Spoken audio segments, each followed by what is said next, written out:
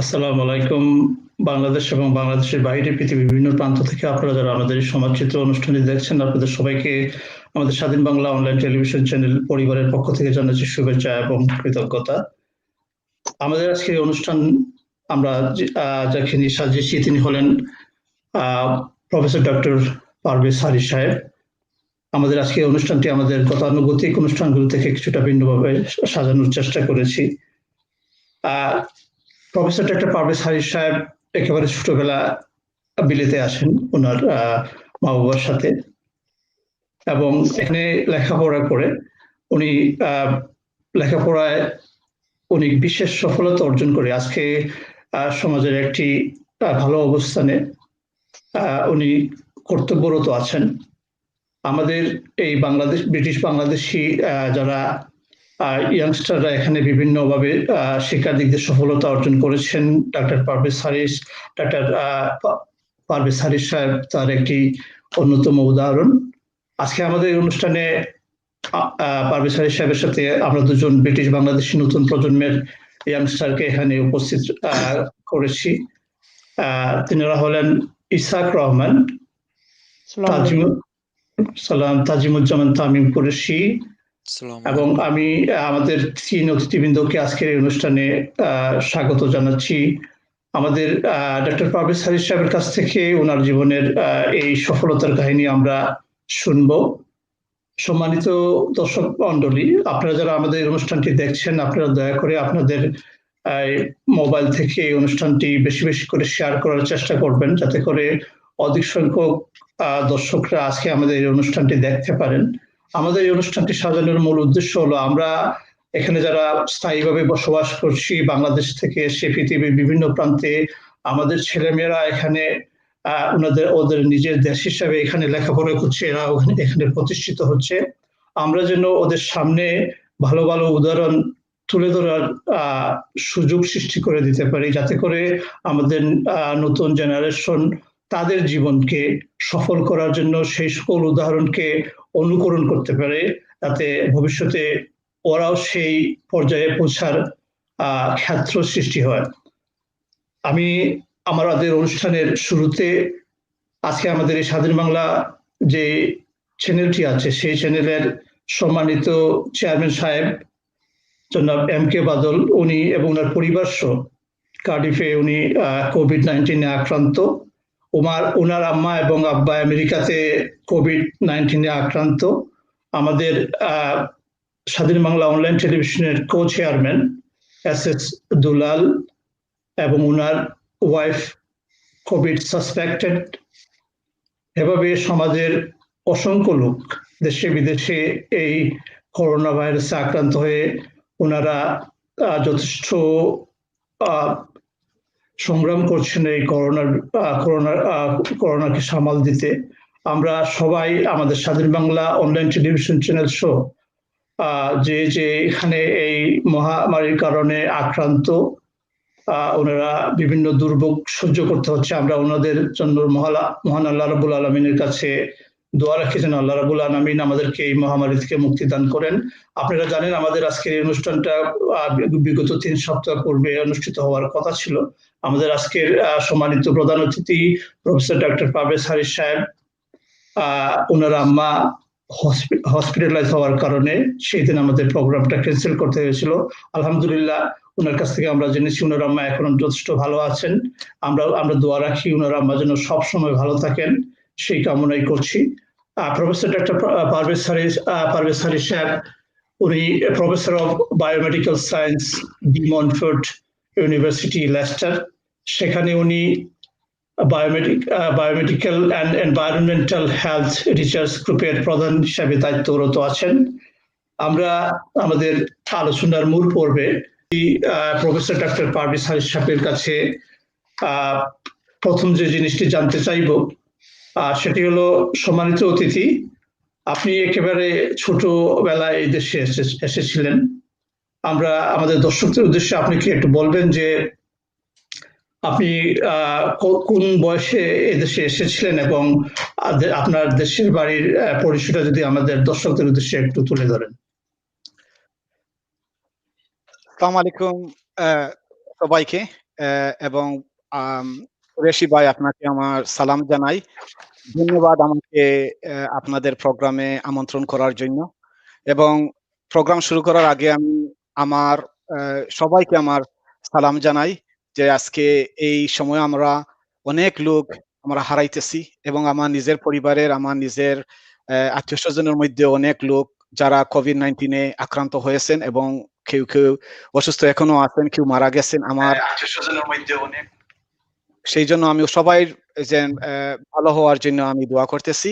এবং এই যে সময় আমার নিজের পরিবারের অনেক লোক অসুস্থ আছেন, তাদের জন্য দোয়া করি। আমার আম্মা এখনো অসুস্থ আছেন, ভালো হয়েছেন আগ থেকে। আমার আম্মার জন্য সবার কাছে দোয়া চাই এবং আমরা সবাই দোয়া করতেছি যে মানুষের এই যে আমরা সমস্যার সম্মুখীন হয়েছি আজকে দুনিয়ার পৃথিবীতে সব জায়গায়, এই যে মহামারীর মধ্যে আমরা আছি, সেটা মোকাবেলা করতে পারি এবং সুস্থ হয়ে আমরা উঠতে পারি বিভিন্ন দিক দিয়ে, স্বাস্থ্যের দিক দিয়ে, অর্থনৈতিক দিক দিয়ে, সামাজিক, রাজনৈতিক সব দিকে আমরা উঠতে পারি, সেটার জন্য দোয়া করি। আজকের এই প্রোগ্রামে আসার আমার খুবই ভালো লাগছে, কারণ আপনি অন্য ধরনের প্রোগ্রাম করছেন।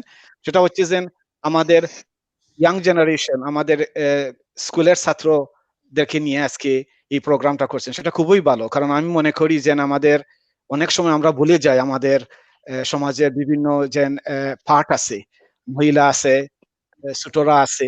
আজকে ছোটরা দিয়ে প্রোগ্রাম শুরুটা করতেছেন, সেটার জন্য আমার জন্য খুবই সুন্দর লাগছে এবং সেই জন্যই আসলে আমি এই প্রোগ্রামে অংশগ্রহণ করার জন্য খুবই আগ্রহী ছিলাম এবং আজকে আপনাদের সাথে আমার জীবনের এক্সপেরিয়েন্সের যতটুকু আছে আমি ট্রাই করব আপনাদেরকে বলার জন্য।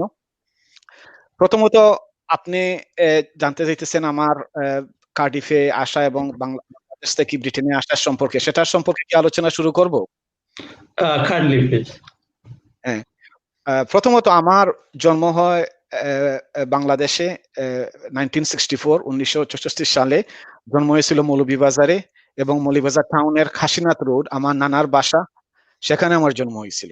এবং আমার বাড়ি হইল গিয়া, গ্রাম হয়েছে গিয়া কচুয়া, একাটুনা ইউনিয়ন, মৌলভীবাজার টাউন থেকে বেশি দূরে না, সেখানেই আমার বাড়ি।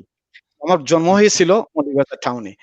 আর আমার বয়স যখন 10 হয় তখন আমরা ব্রিটেনে আসি। 1975 আমরা আমার আব্বাকে জয়েন করার জন্য বাংলাদেশ থেকে ব্রিটেনে আসি 1975।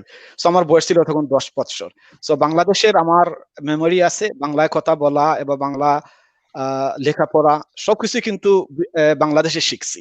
এখানে আসি আমার বাংলা শেখার অথবা বাংলা স্কুলে যাওয়া সেটা কোনো কিছু আমার হয় নাই, কারণ যখন আমরা আসছিলাম ব্রিটেনে তখন আমরা কার্ডিফে থাকতাম এবং কার্ডিফে তখন বাংলা স্কুল এগুলো তখনও প্রতিষ্ঠিত হয়নি। সেই জন্য আমার জন্য বাংলা ছিল আমার ঘরের মধ্যে আমার মা এবং বাবার সাথে কথা বলা, আমার আত্মীয় স্বজনের সাথে কথা বলা, এবং আমি বাংলা যা শিখছিলাম বাংলাদেশে সেটা। আর বয়সের মাধ্যমে আমার বাংলা ভাষার সম্পর্কে আমার আরো আগ্রহ ছিল, সেই জন্য বাংলা পত্রিকা পড়তাম এবং যেমন জনমত এইসব পত্রিকা পড়ে আমার বাংলা আর একটু কিছু ভালো হয়েছিল লেখার দিক দিয়ে এবং পড়ার দিক দিয়ে। সেটি হচ্ছে কি আমার আর কি বিগিনিং স্টেজ, যখন আমরা আমার কার্ডিফের কথা বলতে পারবো, বাংলাদেশের কথাও বলতে পারবো। বাংলাদেশের মেমোরি আমি কিছু বলি প্রথমে, কারণ এই মাস হচ্ছে গিয়া বিজয়ের মাস, 16ই ডিসেম্বর আমরা মাত্র গেল এবং আমার মনে আছে কিছু আমি মনে করি বলতে পারি যে আমার মেমোরিজ অফ বাংলাদেশ আর দ্যাট টাইম কি হয়েছিল এই সময় 1971 আমি ছিলাম। আমার কয়েকটা আমার অভিজ্ঞতা আপনাদেরকে বলি, কারণ এটা উপযোগী এই সময় মাসে। মনে আছে আমি যখন আমার গ্রামে ছিলাম এক সময়, এই যে যুদ্ধ সময় ছিল, আমি একটু বাইরে ছিলাম, পুকুরের কাছে খেলাধুলা করতেছিলাম, তখন অনেক বিরাট একটা নয়েজ আওয়াজ শোনা গেছিল, সেটা প্লেনের নয়েজ। তখন আম্মা আমাকে খুঁজে টুকাচ্ছেন আমি কোথায়, কারণ ওরা ভয় করতেছিল হয়তো কিবা কোনো বোমা নিক্ষেপ করা হবে আমাদের উপর আমাদের এলাকায় এবং আমাদের মানুষ মারা যেতে পারে। সেই জন্য আমাকে খুঁজিয়ে উনি অনেক অশান্তির মধ্যে আমি কোথায় তারপরে আমাকে পাইছেন। আমার মনে সেটা স্কেয়ারি এক্সপিরিয়েন্স, খুব ভয়ঙ্কর এক্সপিরিয়েন্স ছিল, অভিজ্ঞতা। এবং আমার আরো মনে আছে এটা যে আমার দাদা, এখন আমার আব্বা ছিলেন ব্রিটেনে, আমার দাদা এবং আমার গ্রামের লোকরা সবাই ওরা লাঠি এইসব নিয়ে মৌলভীবাজার টাউনে গিয়েছিল মিছিল করার জন্য। তারপরে পাকিস্তানিরা যখন গুলি করে তখন তারা ফেরত চলে আসেন, সেটা আমার মনে আছে, আমি বলি নাই সেটা, কারণ আমার মনে আছে তারা লাঠি এইসব নিয়ে তারা গিয়েছিলেন মৌলভীবাজার টাউনে।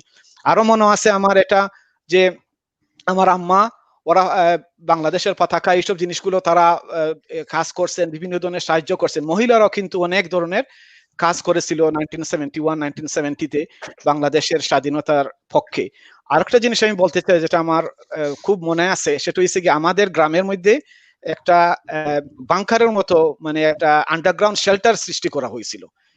কারণ আমাদের অনেক আত্মীয় স্বজন ছিল বিভিন্ন এলাকায় যারা সেখানে যুদ্ধ বেশি গভীর ছিল এবং তারা নিরাপত্তার জন্য এখানে আমাদের গ্রামে আসছিল এবং ওদেরকে আমরা শেল্টার দিয়েছিলাম। আমাদের সেখানে আমার মনে আছে এখনো যে আমি মাটির নিচে এখানে গাঁত খুঁড়ে হয়েছিল এবং নিচে ওরা থাকতেছিল, সেখানের মধ্যে খাওয়া দাওয়ার জিনিস নিয়ে আমিও সাহায্য করছি, সেটা আমারও এখনো মনে আছে।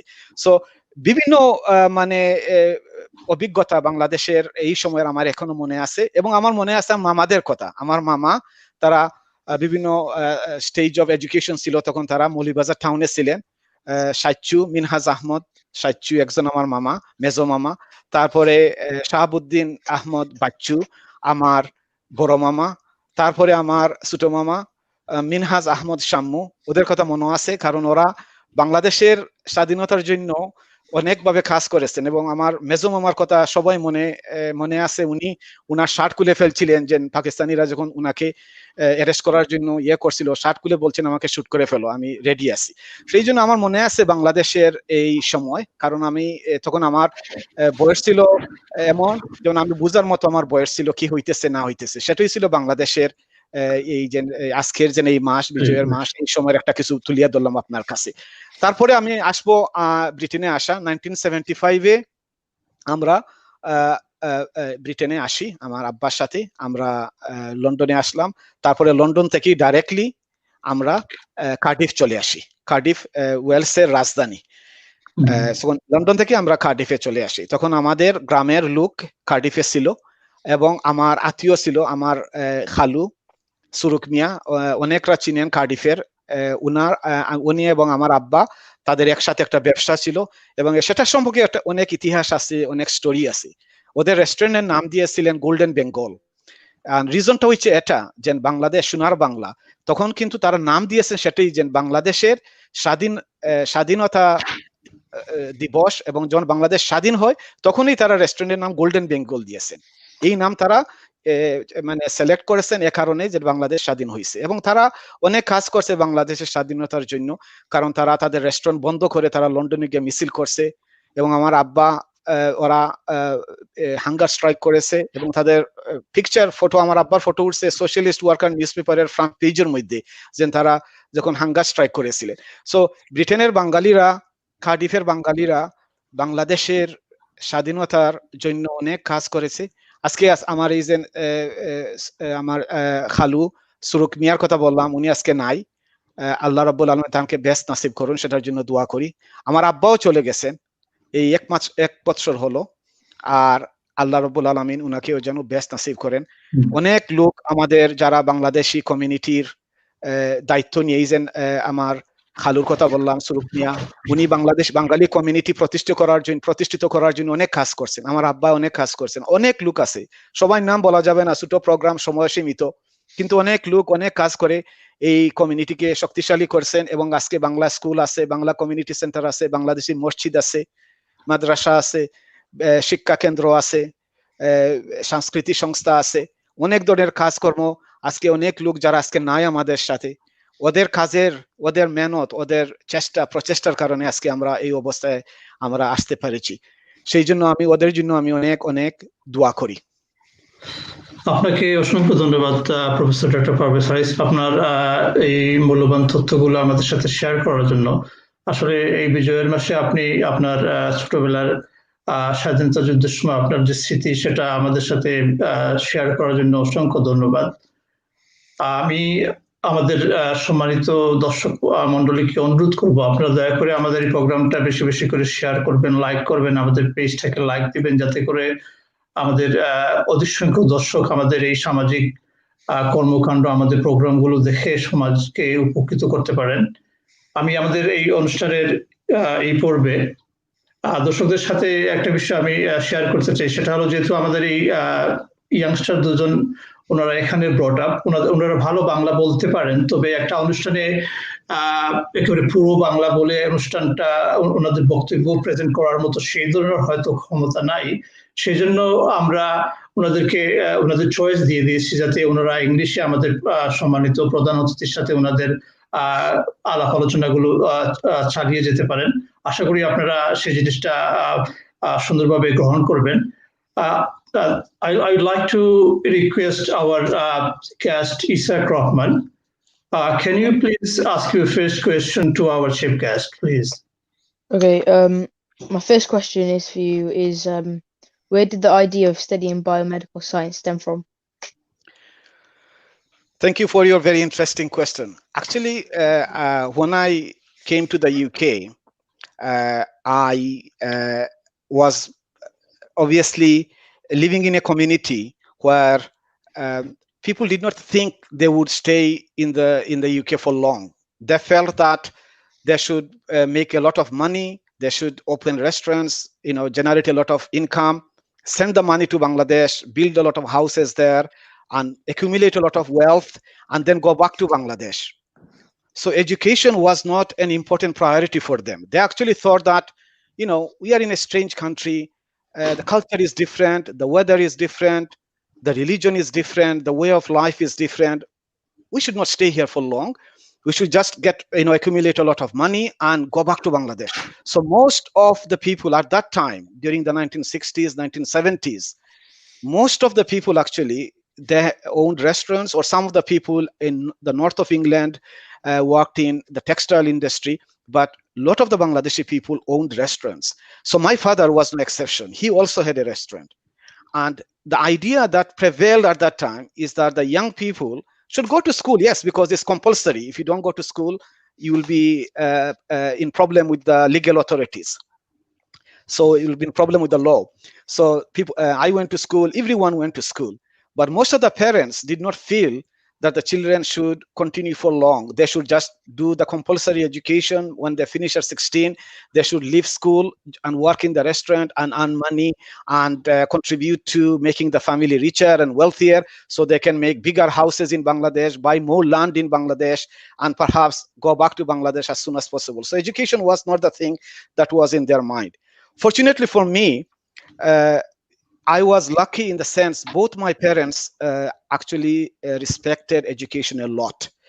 And that is something that has to have something to do with their family background. And especially my mother's family background in terms of education has been quite significant. For example, just to give an example, my mother's cousin, he completed a PhD from a UK university, from University of London back in 1960s.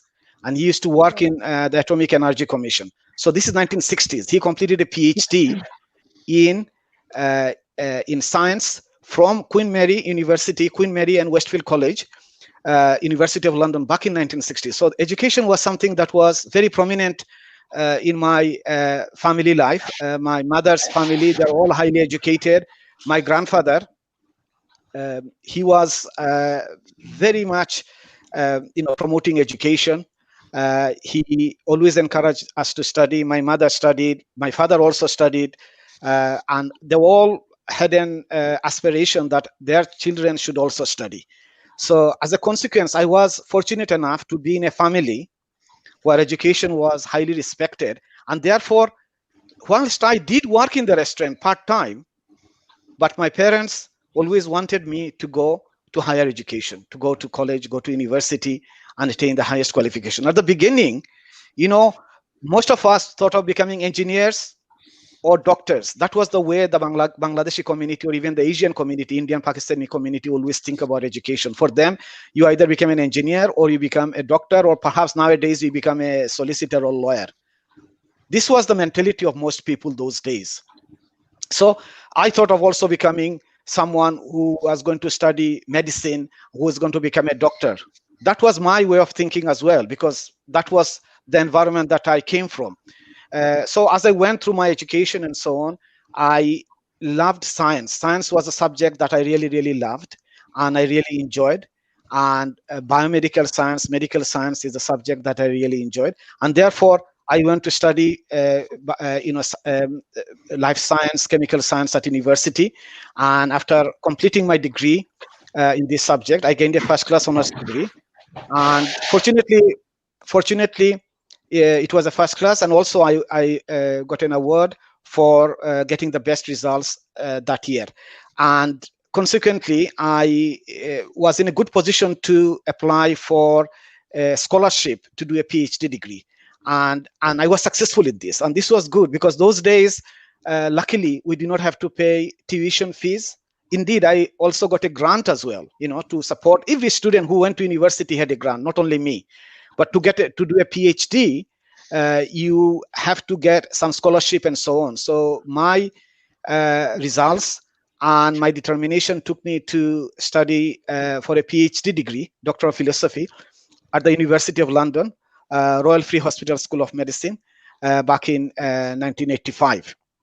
So when I went into study biochemistry, it really opened up my mind to understand how beautiful all these different systems are, and how amazing their structure, their organizations, and so on. So my focus was on molecular structures, looking at the architecture of molecules. So I always give an example to my students. If you know the architecture of your house, if you know where the switches are, where the switch for the water is, where the switch for the electricity is, where the switch for the gas is, if you know the exits out of the house, if you know the entrance to the house, you know where the things are located, if you know the structure and architecture of anything, then you can quickly act to stop bad things from happening. And same with biological systems. Like, for example, the coronavirus pandemic that we are in. We need to know the architecture of the coronavirus. We need to know how the coronavirus infects human cells, how it enters human cells. And the way to do that is to know the structures of the different constituents of the coronavirus. So, for example, you have the spike that protrudes out of the coronavirus. You must have seen this in the media, in the internet, in the television, in the image of the coronavirus. There is the structures that spikes that come out of it. These are called the spike protein. So when you know the structure of the spike protein, then you can know how that spike protein interacts with the human cell and then enters the cell.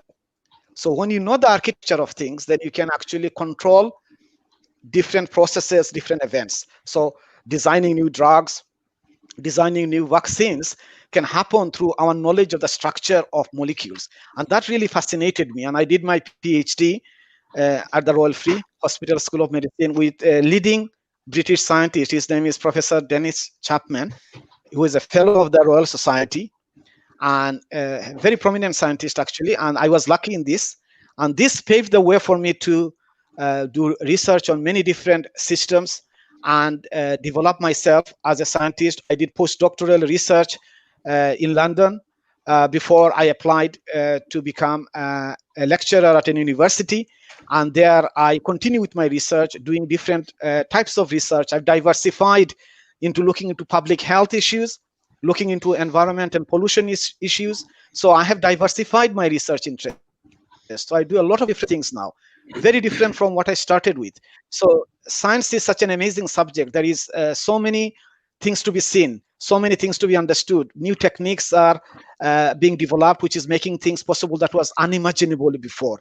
New techniques in engineering and computer science is helping biomedical science. Artificial intelligence is such an amazing development, which is also helping medical science a lot these days. So really, I mean, it's a combination of my own desire to learn, my encouragement from my family. All of these things actually contributed to make me get interested in science. And really, at the end of the day, the biggest urge in me as I grow older is not really to achieve personal gains and name and fame, but actually to do something that benefits mankind, benefits human beings. So a lot of my research is trying to address global health issues and global health challenges.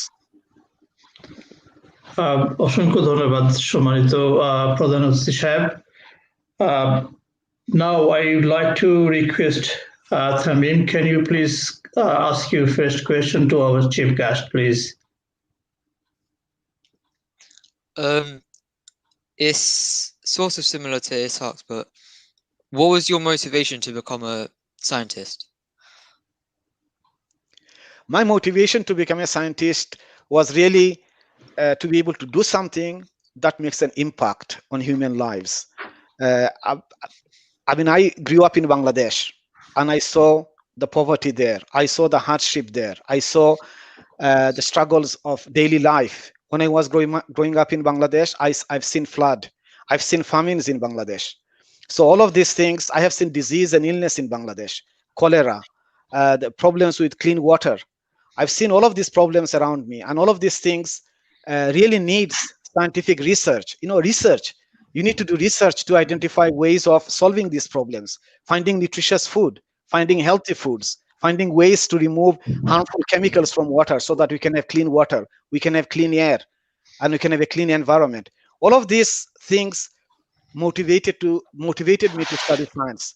I have experienced a lot of experiences. At a young age, actually, I was bitten by a dog.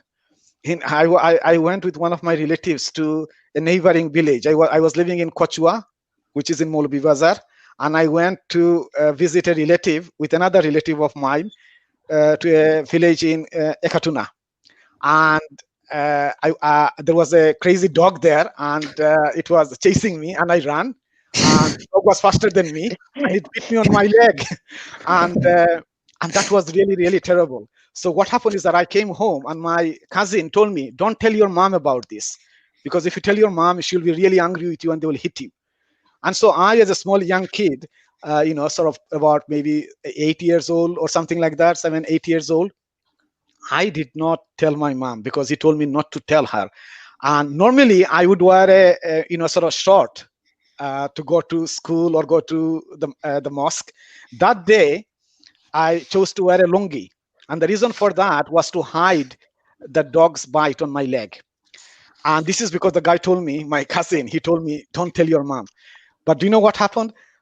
There is someone who from their house next door knew that I was bitten by a dog, and they came to my house and told my mom I was bitten by a dog. As soon as she heard that, she got really, really scared because, as you know, dogs can carry the disease rabies, and I could get rabies. And Bangladesh, there has been many incidents of rabies. And quickly she got frightened, and the real horror she had to go through. I mean, she went through extreme trauma, really, because vaccines and treatments for rabies was not available. She had to send people to Sylhet, and they had nothing in Sylhet. Then she had to send someone to Dhaka to get some medications for me. So I went through sort of some challenges in life, which also made me, conscious about the need to find solutions to problem, health issues, and environmental issues. Thank you for this question. আপনাকে অসংখ্য ধন্যবাদ। I would like to thank both our youngsters for asking two wonderful questions, and I would also like to thank our chief guest for the details answer you've given. I'm very much sure that our viewers will be benefited by this answer you've given. And thanks again to our two youngsters. And I will come back to the youngsters again for more questions you can ask to our chief guest. আমাদের সম্মানিত অতিথির কাছে, আমাদের প্রধান অতিথি professor doctor Parvez Ali সাহেবের কাছে, উনি এখন যে কর্মস্থলে আছেন, ওনার কর্মজীবন নিয়ে আমাদের দর্শকদের উদ্দেশ্যে কিছু শেয়ার করার জন্য অনুরোধ করছি। আমার কাজ যেটা আমি আজকে লেস্টার শহরে করতেছি, সেটা একটা ইউনিভার্সিটির মধ্যে আমার কাজ, সেটা হচ্ছে ডি মন্টফোর্ট ইউনিভার্সিটি। আমার স্পেসিফিক যেটা রোল, সেটা হচ্ছে আমি professor of biomedical science. So আমার প্রধান কাজ হচ্ছে গবেষণা করা, রিসার্চ, সেটা আমি করতেছি। আমার অনেক পিএইচডি স্টুডেন্ট আছে যারা অলরেডি সম্পূর্ণ করে ফেলছে তাদের পিএইচডি, এবং অনেক স্টুডেন্ট আছে যারা এখনো শেষ করতেছে না, শেষ করা বাকি আছে, এখনো সময় রয়েছে তাদের। সো আমার কাজ আমি ব্যস্ত থাকি ওদেরকে মানে সুপারভাইজ করা, ওদেরকে তাদের রিসার্চের ডাইরেকশন দেওয়া, তাদেরকে বোঝানো, তাদের ল্যাবের কাজ করা, তাদের পেপার রাইটিং করা, তাদের থিসিস প্রডিউস করা, সেটার মধ্যে আমি বেশিরভাগ সময় আমার ব্যস্ত থাকি। সো গবেষণাই হচ্ছে গিয়ে আমার প্রধান দায়িত্ব, এবং আমার বিভিন্ন দায়িত্ব আমি পালন করেছি আমার ইউনিভার্সিটিতে। আমার ইউনিভার্সিটির মধ্যে আমি হেড অফ রিসার্চ ছিলাম, head of research for my school of allied health sciences. সেটার আমার দায়িত্ব ছিল। সেটাকে অনেক লোককে আমার আন্ডারে কাজ করে, আমি তাদেরকে মেন্টরিং করা, তাদেরকে সাপোর্ট করা রিসার্চের মধ্যে, সেগুলো আমি আমার কাজ দায়িত্ব থাকে। এবং আমার রিসার্চের দায়িত্ব আরো অনেকগুলো আছে, যেমন এখন ফান্ডিং এর জন্য রিসার্চ ফান্ডিং আয়োজন করা, এবং রিসার্চ প্রায়োরিটাইজ করা, কি করা রিসার্চ হবে না, তারপরে কোলাবোরেশন করা, সেটার সাথেও অনেক কিছু করা যায়। আমি বাংলাদেশের ইউনিভার্সিটিদের সাথেও আমি গবেষণার রিসার্চের কোলাবোরেশন করি, এবং বাংলাদেশ থেকে আমার লাভের মধ্যে মানুষ আসছে কাজ করার জন্য, যেমন রাজশাহী ইউনিভার্সিটি থেকেও লোক আসছে। সেটার দিক দিয়ে আমার অনেক ধরনের দায়িত্ব থাকে দেশের ভিতরে এবং দেশের বাইরে। এবং আমার রিসার্চের মধ্যে আমার বিভিন্ন এলাকায় কাজ করি, যেমন আগে বললাম প্রোটিন স্ট্রাকচার, কিভাবে প্রোটিনের স্ট্রাকচার হয়, গঠন আছে, প্রোটিনের গঠন কি সেটাকে বাইর করা এবং সেটা দিয়ে নতুন ওষুধ আবিষ্কার করা, সেটা হচ্ছে আমার কাজ। আর আরেকটা দিকে আমি যেটা বেশিরভাগ করে এখন কাজ করি সেটা হচ্ছে পরিবেশ নিয়ে। বাংলাদেশের পরিবেশ নিয়ে আমার কিছু কাজ আছে। সেটা হচ্ছে যেমন ফর এক্সাম্পল বাংলাদেশের মধ্যে আর্সেনিক, পানির মধ্যে আর্সেনিকের মাত্রা অনেক বেশি। সেই আর্সেনিকের একটা মাত্রা এত বেশি যে মানুষের স্বাস্থ্যের দিক দিয়ে অনেক ক্ষতি করতেছে। সেটা আমাদের রিসার্চ পাবলিকেশন আমি করেছি, সেটা বাংলাদেশের একটা ইউনিভার্সিটির সাথেও করেছি। আর তারপরে আমেরিকান একটা ইউনিভার্সিটি অফ শিকাগো, আমার একজন কোলাবোরেটর সেখানে আছে, প্রফেসর হাবিবুল আহসান, তার সাথে কাজ করেছি আমরা। সেটা থেকে আমরা দেখেছি বাংলাদেশের মধ্যে যারা আর্সেনিকের মাত্রা যাদের মধ্যে বেশি, তাদের স্বাস্থ্য আরো বেশি খারাপ হয়। যেমন আর্সেনিক আসতে পারে পানি থেকে, এবং আর্সেনিক আসতে পারে রাইস থেকে, ভাত থেকে। আমরা ভাত তো বাঙালিরা তো মাছে ভাতে বাঙালি, আমরা অনেক বেশি প্রচুর আমরা ভাত খাই, আর এই ভাতের মধ্যে অনেক আর্সেনিক থাকে। আর্সেনিক আসে কিন্তু পানি থেকে, ভাতের মধ্যে আর্সেনিক আসে পানি থেকে। যখন ফসল করা হয় তখন এই আর্সেনিক ভাত চালের মাঝে আসে, আর তারপরে মানুষে যখন রান্না বান্না করে তখন আমরা পানি যদি আর্সেনিক থাকে তখন থেকেও আবার আরো আর্সেনিক ভাতের মধ্যে চলে আসে। সেই জন্য মানুষের বডির ভিতরে অনেক প্রচুর আর্সেনিক চলে যায়, পানি থেকে চলে যায়, ভাত থেকে চলে যায়, তারপরে এমনকি বিভিন্ন ধরনের অন্যান্য খাদ্য যেগুলো আছে, মুড়ি এবং মাছ, বিভিন্ন জিনিস থেকে আর্সেনিক ভিতরে চলে যায় বেশি। আর সেই জন্য যখন বেশি আর্সেনিক চলে যায়, আর্সেনিক কিন্তু একটা আমাদের বডির মধ্যে খারাপ কাজ করতে পারে। যদি বেশি আর্সেনিক হয় তো আমাদের মধ্যে ক্যান্সার আসতে পারে, ডায়াবেটিস আসতে পারে, এবং অন্যান্য রোগ আসতে পারে। সেই জন্য আমার রিসার্চের একটা দিক ছিল যে কিভাবে আর্সেনিকের পরিমাণ পানির মধ্যে কমানো যায়, সেটা একটা দিকে আমি রিসার্চ করেছি, গবেষণা করেছি, যেটা কোয়াইট সাকসেসফুল হয়েছে। এবং সেটা একটা এক্সাম্পল আপনাদের উদাহরণ আপনাকে দিব, যে আমাদের বাংলাদেশের মধ্যে কচুরিপানা আছে, ওয়াটার হায়াসিড। এই কচুরিপানাকে বলা হয় ওয়াটার হায়াসিড, আমরা ফেনা বলি। আমার যে অঞ্চল বাংলাদেশের সিলেট অঞ্চল, আমরা যেন ফেনা বলি, জার্মানিয়া বলি, এইসব জিনিস বলি। এই যে ফেনা দিয়ে আমরা কি করেছি, এটা দিয়ে আমরা পানি থেকে আর্সেনিক মুক্ত করার আমরা দেখিয়ে দিয়েছি। সেটা আমাদের রিসার্চ গবেষণা হয়েছে। এমনকি এদেশের একটা নদী, ওয়েলসের একটা নদী, এই ওয়েলসের নদীর মধ্যে কিন্তু প্রচুর হেভি মেটাল, খারাপ ধরনের মেটাল আছে, যেগুলা মানুষের স্বাস্থ্যের জন্য ক্ষতিকর, এবং সেখানে যে মাছ আছে এবং অন্যান্য জীব আছে সেদের জন্য খারাপ। এই নদীর মধ্যে আমরা এই কচুরিপানা ব্যবহার করি সামারের সময়, কিন্তু এদেশের মধ্যে উইন্টারে কচুরিপানা হয় না, কিন্তু সামার টাইম এটা গ্রো হয়। আমার পিএইচডি স্টুডেন্টের দ্বারাই, আমার পিএইচডি স্টুডেন্ট দিয়ে আমরা ওয়েলসের একটা নদী, সেখানের মধ্যে বিভিন্ন মেটাল আছে, সেগুলো আমরা প্রমাণ করে দেখেছি যে আর্সেনিক এবং অন্যান্য খারাপ ধরনের যে কেমিক্যাল, যেগুলা টক্সিক কেমিক্যাল আছে নদীর মধ্যে, সেগুলা এই ওয়াটার হায়াসিন্থ প্লান্ট কচুরিপানা সেটা শোষণ করতে পারে, আর তারপরে পানিকে অনেক পরিষ্কার করতে পারে। সো আমার কাজ যেটা, এটার মধ্যে দিয়ে আমরা প্রমাণ করেছি যে জীবিত কচুরিপানা এবং কচুরিপানার জ্বর, এই জ্বরকে যদি আপনার শুকিয়ে গুঁড়া করে পাউডার বানান, এবং পাউডার দিয়েও আপনি পানি থেকে আপনি বিভিন্ন ধরনের ক্ষতিকর এলিমেন্টস, মেটালস যেমন আর্সেনিক, এগুলোকে সরানো যায়। সেই কাজটা কিন্তু চলতেছে, এবং আমরা একটা ফিল্টার তৈরি করার চেষ্টা করতেছি, যেটার মাধ্যমে আমরা পানি পরিষ্কার করতে পারবো। সেটি হচ্ছে একটা দিক বাংলাদেশের আমাদের রিসার্চের একটা ফসল, যেটা অনেক এগিয়ে গেছে, এবং অন্যান্য লোকরা আমাদের কাজ মানে নিয়ে তারাও এটাকে তাদের ডেভেলপমেন্ট করার জন্য তাদের দেশে ব্রাজিলের লোকেও আমার কাজ নিয়ে তারা আমাদের সাথে যোগাযোগ করছে এবং সেটা তারা চেষ্টা করতেছে তাদের দেশের মধ্যে কিভাবে করা যায়, আফ্রিকাতেও চেষ্টা করতেছে এবং এশিয়াতে। সো বিভিন্ন অঞ্চলে আমাদের কাজটা মানুষে দেখছে এবং দেখিয়ে সেটাকে উদাহরণ হিসেবে নিচ্ছে এবং তাদের দেশে এবং তাদের জায়গায় এটাকে বাস্তবায়ন করার চেষ্টা করছে। সেটি হচ্ছে একটা এলাকা আমার রিসার্চ। আর একটা এলাকা যেটা আমি মনে করি আমার এখানের বাঙালিরা, এখানে তো ইংল্যান্ডের মধ্যে ব্রিটেনের মধ্যে আর্সেনিক পানির মধ্যে তো সমস্যা না, কিন্তু আমাদের বাঙালিদের যে খাওয়া দাওয়ার ব্যাপারে আমি অনেক রিসার্চ করেছি এবং একটা জিনিস যেটা আমার রিসার্চে বাইরে হয়েছে সেটা হচ্ছে যে আমাদের বাঙালিরা এদেশের মধ্যে অন্যান্য জাতির তুলনায় বাঙালিরা অনেক বেশি ভাত খায়, অনেক রাইস খায় এবং আমাদের রিসার্চে প্রমাণ করছে প্রথমবার আমরাই প্রথম এই প্রমাণ করেছি যে যারা বেশি ভাত খায় তাদের বডির ভিতরে আর্সেনিক বেশি যায়, সেটা আমরা প্রমাণ করি, একটা স্টাডি করেছি এবং সেটা পাবলিশ হয়েছে। সেটা আমরা দেখাইছি যে বাঙালির তাদের ইউরিন প্রস্রাবের মধ্যে আর্সেনিকের পরিমাণ বেশি, আর যত বেশি ভাত যারা খায় তত বেশি আর্সেনিক আসে। আর আমরা বলছি যে সে কারণে হয়তো বাঙালিদের মধ্যে বিভিন্ন ধরনের রোগ একটু বেশি আছে, যেমন ডায়াবেটিস এবং অন্যান্য রোগ যেগুলা বেশি আমাদের মধ্যে, সেটা হইতে পারে আমরা বেশি বেশি ভাত খাই আর সেটা ক্ষতিকর। সেটা আমাদের রিসার্চ এবং রিসার্চের ফল এবং এই রিসার্চের ডেটা কিন্তু World Health Organization, United Nation ওরা ব্যবহার করছে রাইসের মধ্যে আর্সেনিকের মাত্রাটা লিমিট করার জন্য, তার আইন তারা এস্টাবলিশ করার জন্য চেষ্টা করতেছে। সেটা আমাদের রিসার্চের ডেটা তারা ব্যবহার করছে এবং সেটা দিয়ে তারা বিভিন্ন দেশের সাথে তারা যোগাযোগ করতেছে যেভাবে একটা মাত্রা limit to arsenic in rice এটা করা যায়, যেমন যেভাবে আর্সেনিক বেশি থাকে না রাইসের মধ্যে। আর এক্ষেত্রে আমার আরেকটা রিসার্চ আমি বলতে চাই, ফসল যেটা রিসার্চের ফসল যেটা আমি বলতে চাই সেটা হচ্ছে আমরা শুধুমাত্র প্রবলেম যে সমস্যাগুলো বাইর করতেছি না এবং কি সমস্যা সেগুলো মানুষের সামনে আনতেছি না, আমরা সমাধান দেওয়ারও চেষ্টা করতেছি। পানির কথা বললাম, ওয়াটার হায়াসিন্থ প্লান্ট দিয়ে পানি থেকে আর্সেনিক মুক্ত করা, আর্সেনিক মুক্ত পানি মানুষকে দেওয়া, সেটা করতেছি।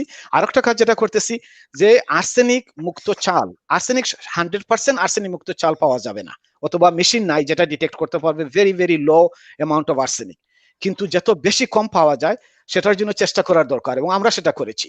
এবং আমার রিসার্চ প্রায় 100টা বেশি ধরনের চাল আমরা অ্যানালাইজ করছি, রিসার্চ করছি, আমার স্টুডেন্টদের দিয়ে আমি অ্যানালাইজ করাইছি।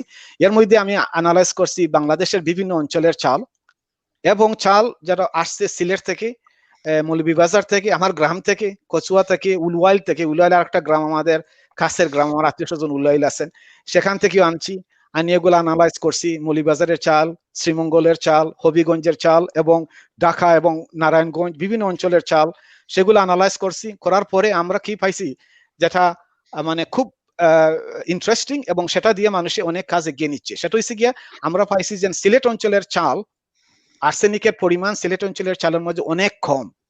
ঢাকার মার্কেটের চাল যেগুলো অন্যান্য অঞ্চল থেকে বাংলাদেশের আসে সেটার চেয়ে সিলেট অঞ্চলের চালের আর্সেনিকের পরিমাণ অনেক কম। আর এবং আমাদের কাছে রিজন আছে কেন, কারণ অনেক সময় সিলেট অঞ্চলের ফসল, ধানের ফসল করা হয় মাটির নিচের পানি দিয়ে না, গ্রাউন্ড ওয়াটার ইউজ করা হয় না, সেখানে ইউজ করা হয় বৃষ্টির পানি অথবা নদীর পানি। আর সেই বৃষ্টির পানি এবং নদীর পানির মধ্যে আর্সেনিকের পরিমাণ কম এবং বাংলাদেশের অনেক জায়গায় গ্রাউন্ড ওয়াটার, টিউবওয়েলের ওয়াটারের মধ্যে আর্সেনিকের পরিমাণ বেশি। একদম লোকে বলছে যে arsenic poisoning in Bangladesh is the world's largest case of mass poisoning, যে দুনিয়ার মধ্যে চেয়ে বড় মাস পয়জনিং হয় নাই, যেটা বাংলাদেশের আর্সেনিকের পানির আর্সেনিকের প্রবলেম যেটা সৃষ্টি করেছে।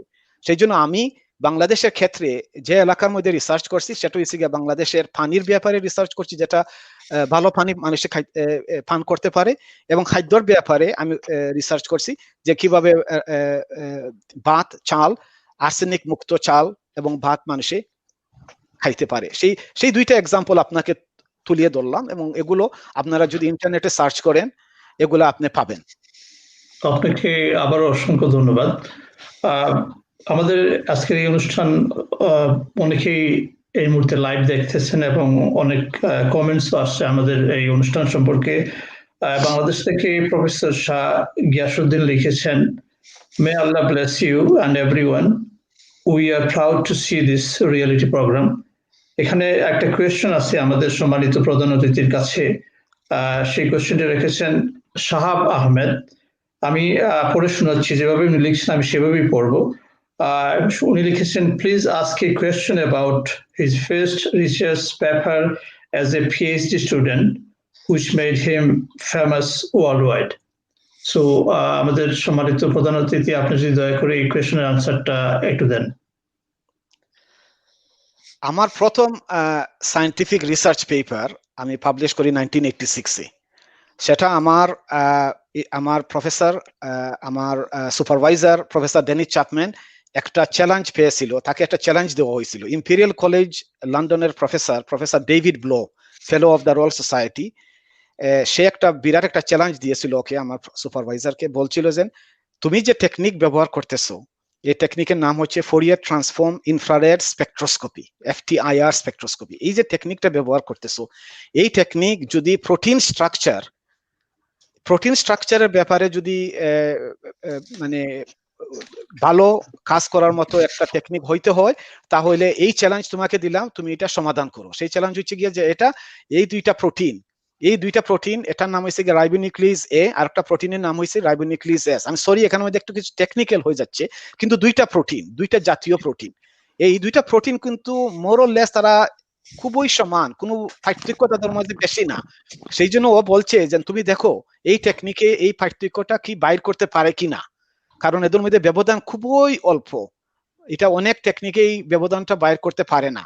তোমার টেকনিক এই FTIR স্পেকট্রোস্কোপি, সেটা দিয়ে কি ব্যবহার করা যায়, এটা কি এই ব্যবধান বাইর করা যাবে, সে বলা হয়েছিল আমাকে। এবং সে আমার প্রফেসর ডেনিস চ্যাপম্যান 1985-এ আমাকে বললো, এই তোমার চ্যালেঞ্জ, তোমার প্রথম PhD প্রজেক্টের চ্যালেঞ্জ ছিল এইটা। ইম্পেরিয়াল কলেজে প্রফেসরে বলছে তোমার টেকনিক ভালো হলে, এবং ইম্পেরিয়াল কলেজ আপনারা জানেন ব্রিটেনের ফেমাস ইউনিভার্সিটি, এটা লন্ডন ইউনিভার্সিটির পার্ট, আমার যে ইউনিভার্সিটি যেটা কাজ আমার PhD করি সেটার।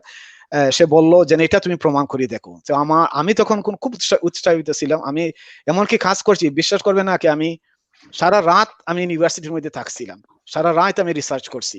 একদিন আমাকে আসিয়া টেকনিশিয়ানে দেখে ল্যাবের একটা অফিস আছে কাছের মধ্যে, আমি ঘুমিয়ে আছি, ফ্লোরের মধ্যে ঘুমিয়ে আছি। দেখে সে আমাকে খুব আশ্চর্য হয়েছে এবং বলছে, do you know that this is not safe, you are not allowed to sleep in the lab, you are not allowed to sleep in the office.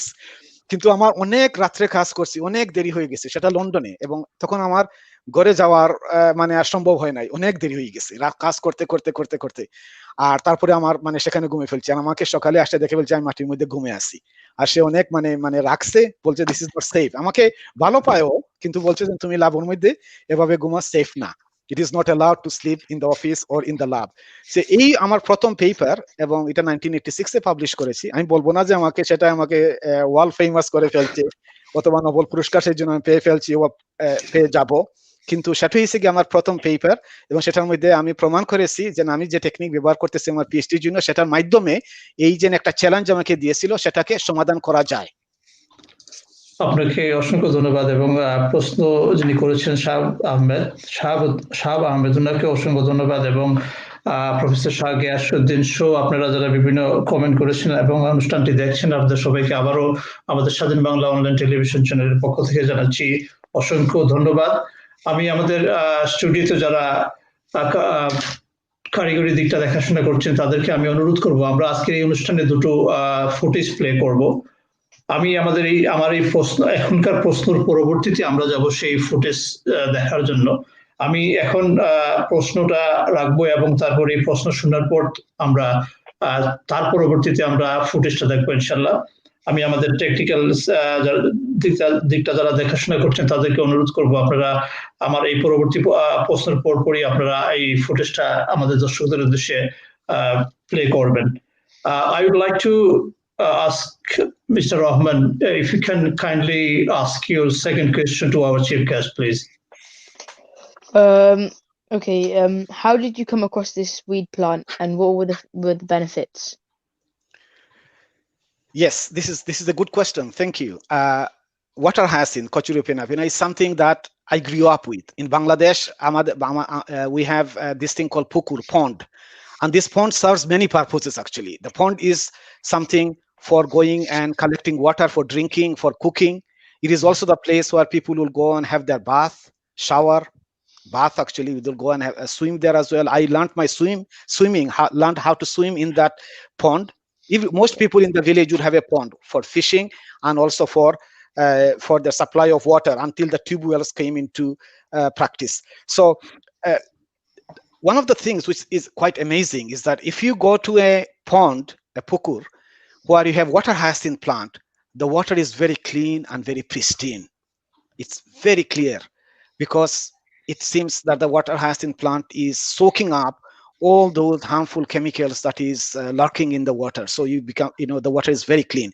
Also, if you go and have a you have a bath in a pond where you have water hyacinth plant, and the water is also softer. So when you use soap, you have more lather and things like that. So you could almost see from visual inspection that water hyacinth has having an impact on the quality of water. That was evident. A lot of the things are already there. Maybe you have not used a powerful microscope to look at what's going on. Maybe you have not used a spectroscopic technique, an advanced analytical technique to look at what is going on.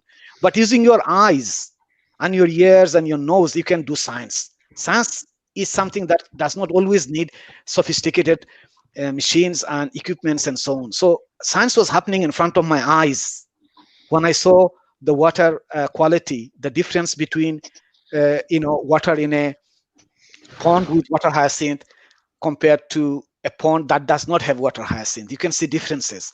And so, this water hyacinth plant is an amazing plant. It is called a weed. And because people see that as something that is of no benefit. But I truly believe that nothing exists in nature in vain. They all have a role. They all have a purpose. It's that we have not yet had the imagination to understand its purpose, or have not done enough research to understand what role it can play or what use we can make of it. So water hyacinth is the fastest growing aquatic plant in the world. And in Bangladesh, we have both the fastest growing plants in the world. The terrestrial, the plant that grows the fastest on land, is the bamboo. We have that in Bangladesh. In our village, we had bamboo. And the plant that is the fastest growing plant in water, in the aquatic environment, is water hyacinth.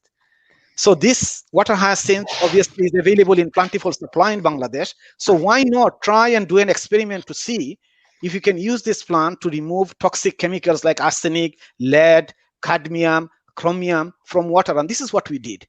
And so it really has something to do with my experiences as a young child in Bangladesh and my experience of the environment. So the more you observe nature, the more ideas you get.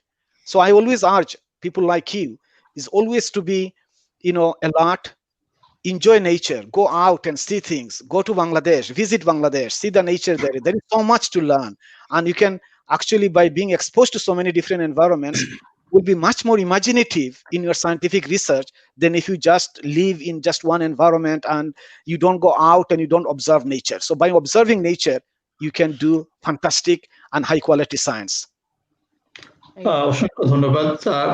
Rahman, Isaac Rahman, can I kindly request you to come more close to your phone, then you can see you clearly? That's better. Thank you. সম্মানিত দর্শক মণ্ডলী, আপনারা আমাদের অনুষ্ঠানটি দেখছেন এবং আমাদের যে আলোচনা চলতেছে এখন পর্যন্ত আপনারা নিঃসন্দেহে আপনারা এতক্ষণে একটা ধারণা নিতে সক্ষম হয়েছেন যে আমাদের মূল উদ্দেশ্য হলো আমাদের পরবর্তী প্রজন্মের কাছে আজকের সমাজে যারা বিভিন্ন উচ্চ পর্যায়ে আছেন ওনাদের কাছ থেকে জীবনকে কিভাবে তৈরি করা যায় সেই বিষয়টা আমাদের নতুন প্রজন্মের কাছে তুলে ধরা এবং আমাদের নতুন প্রজন্মরা যেন সেই সকল উচ্চ স্তরে ওনাদেরকে প্রতিষ্ঠিত করতে পারেন, সেইভাবে আমাদের নেক্সট জেনারেশনটাকে তৈরি করার পথটা সুগম করা, সেই লক্ষ্যে আমাদের অনুষ্ঠান। আজকে আমাদের এই 16তম অনুষ্ঠান। আমি আমাদের পূর্বে 15টি অনুষ্ঠান আমার মাধ্যমে উপস্থাপিত হয়েছে, কিন্তু আজকে আমার মধ্যে স্যাটিসফ্যাকশনটা আমি আগের চেয়ে বেশি পাচ্ছি। এই কারণে আমরা আজকের অনুষ্ঠানে প্রথম যে আমরা আমাদের নতুন প্রজন্মের জন্য একটা অনুষ্ঠান করতে পেরেছি বলে, এবং আমি আমাদের যে দুজন ইয়াংস্টার আছেন এবং আমাদের এই অনুষ্ঠান সরাসরি সম্প্রচারিত হচ্ছে এবং ঘরে বসে যারা এই অনুষ্ঠানটি দেখছেন, যারা প্যারেন্টসরা আছেন কিংবা যারা ইয়াংস্টাররা আছেন, আপনারা দয়া করে বিশেষ করে প্যারেন্টসদেরকে বলবো আপনারা আমাদের এই অনুষ্ঠানটি আমাদের নতুন জেনারেশন কাছে ওনাদেরকে দেখার সুযোগ করে দেবেন, যাতে করে আমাদের নতুন প্রজন্ম মোটিভেটেড হতে পারে এবং সে থেকে ওনারা নতুন প্রজন্মরা ওনাদের নিজের জীবনকে সুন্দরভাবে গড়ে তোলার জন্য, সুন্দরভাবে ভালো স্থানে পৌঁছার জন্য নিজেদেরকে তৈরি করতে পারে, সেই সুযোগটা তৈরি করে দেবেন সেই অনুরোধটুকু আপনাদের কাছে রইল। আমি আমাদের টেকনিক্যাল ডিপার্টমেন্টে যারা আছেন স্টুডিওতে, যারা আমাদের কারিগরি দিকটা দেখাশোনা করছেন, তাদেরকে অনুরোধ করব আমাদের আজকে যে দুটি ফুটেজের মধ্যে প্রথম ফুটেজটা আমাদের দর্শকদের উদ্দেশ্যে প্লে করার জন্য please. Professor Parvez Harris. Professor Parvez Harris is the Chair of Biomedical Science at De Montfort University, having served as Head of Research for the School of Allied Health Sciences. He is a Fellow of the Royal Society of Chemistry and the Royal Society for Public Health. Professor Harris's research focuses on interface of chemistry, life, health and environmental sciences. He has won awards for his excellence in research and teaching.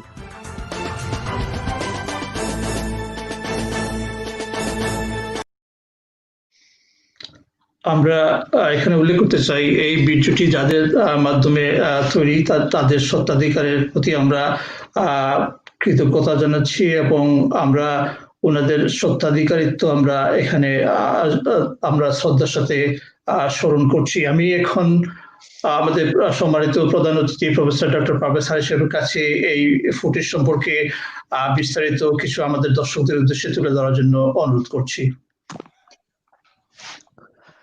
ধন্যবাদ। এই footage যেটা দেখানো হয়েছিল সেটা হচ্ছে একটা award যেটা আমাকে দেওয়া হয়েছিল আমার রিসার্চের জন্য, বিজনেস ইনোভেশন।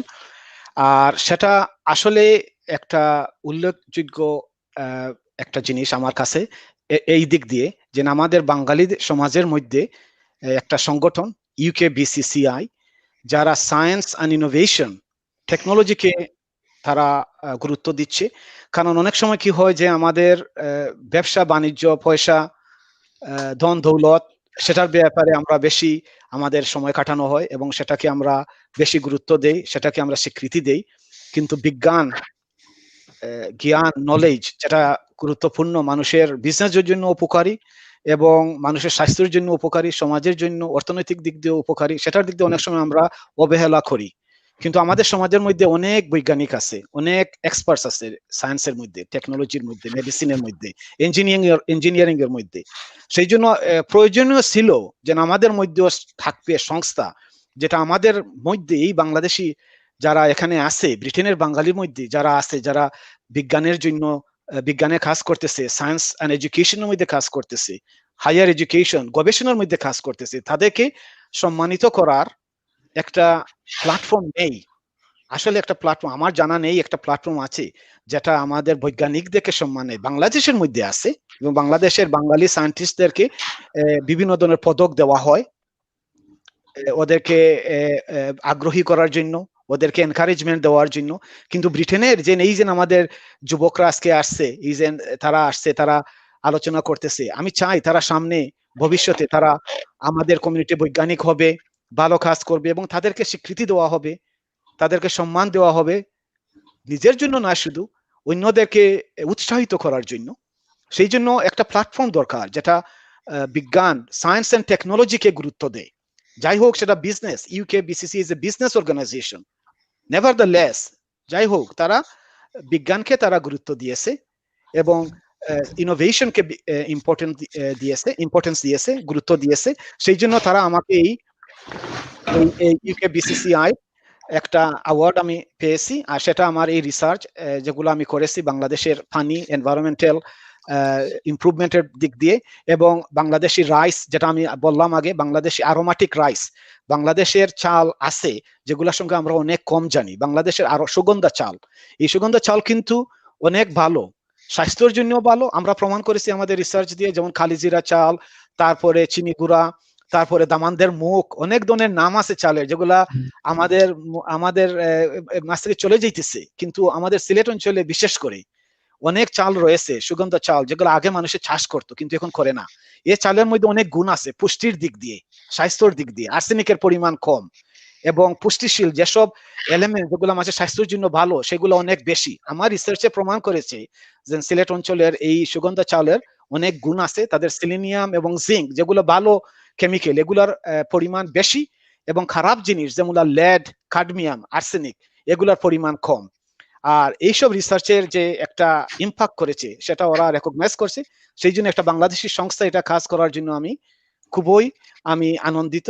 যে তারা এইসব জিনিস তারা করতেছে, এবং আমি দেখতে চাই ভবিষ্যতে গবেষণাকে আরো বেশি প্রাধান্য দেওয়ার দরকার আছে। আমাদের বাঙালি কমিউনিটি অনেক এগিয়ে যাচ্ছি, কিন্তু এখন পর্যন্ত আমাদের মধ্যে কোনো ধরনের research based organization, think tank যেগুলো রিসার্চ করে আমাদের সোশ্যাল সায়েন্সেসের হোক অথবা হেলথ অ্যান্ড মেডিসিন হোক, যে কোনো ক্ষেত্রে এই ক্ষেত্রে আমাদের রিসার্চ সংস্থা নাই, যেগুলো আমাদের কমিউনিটির কি সমস্যা আছে, হেলথ প্রবলেমস কি আছে, এগুলো কিভাবে আমরা ওভারকাম করতে পারি, এইসব বেলায় আমাদের কোনো ধরনের কাজ নেই, সেগুলো চেঞ্জ হতে হবে। এবং এই ধরনের সায়েন্টিফিক অ্যাচিভমেন্টের রেকগনিশনের জন্য আরো সংস্থা সৃষ্টি করার প্রয়োজন আছে আমি মনে করি।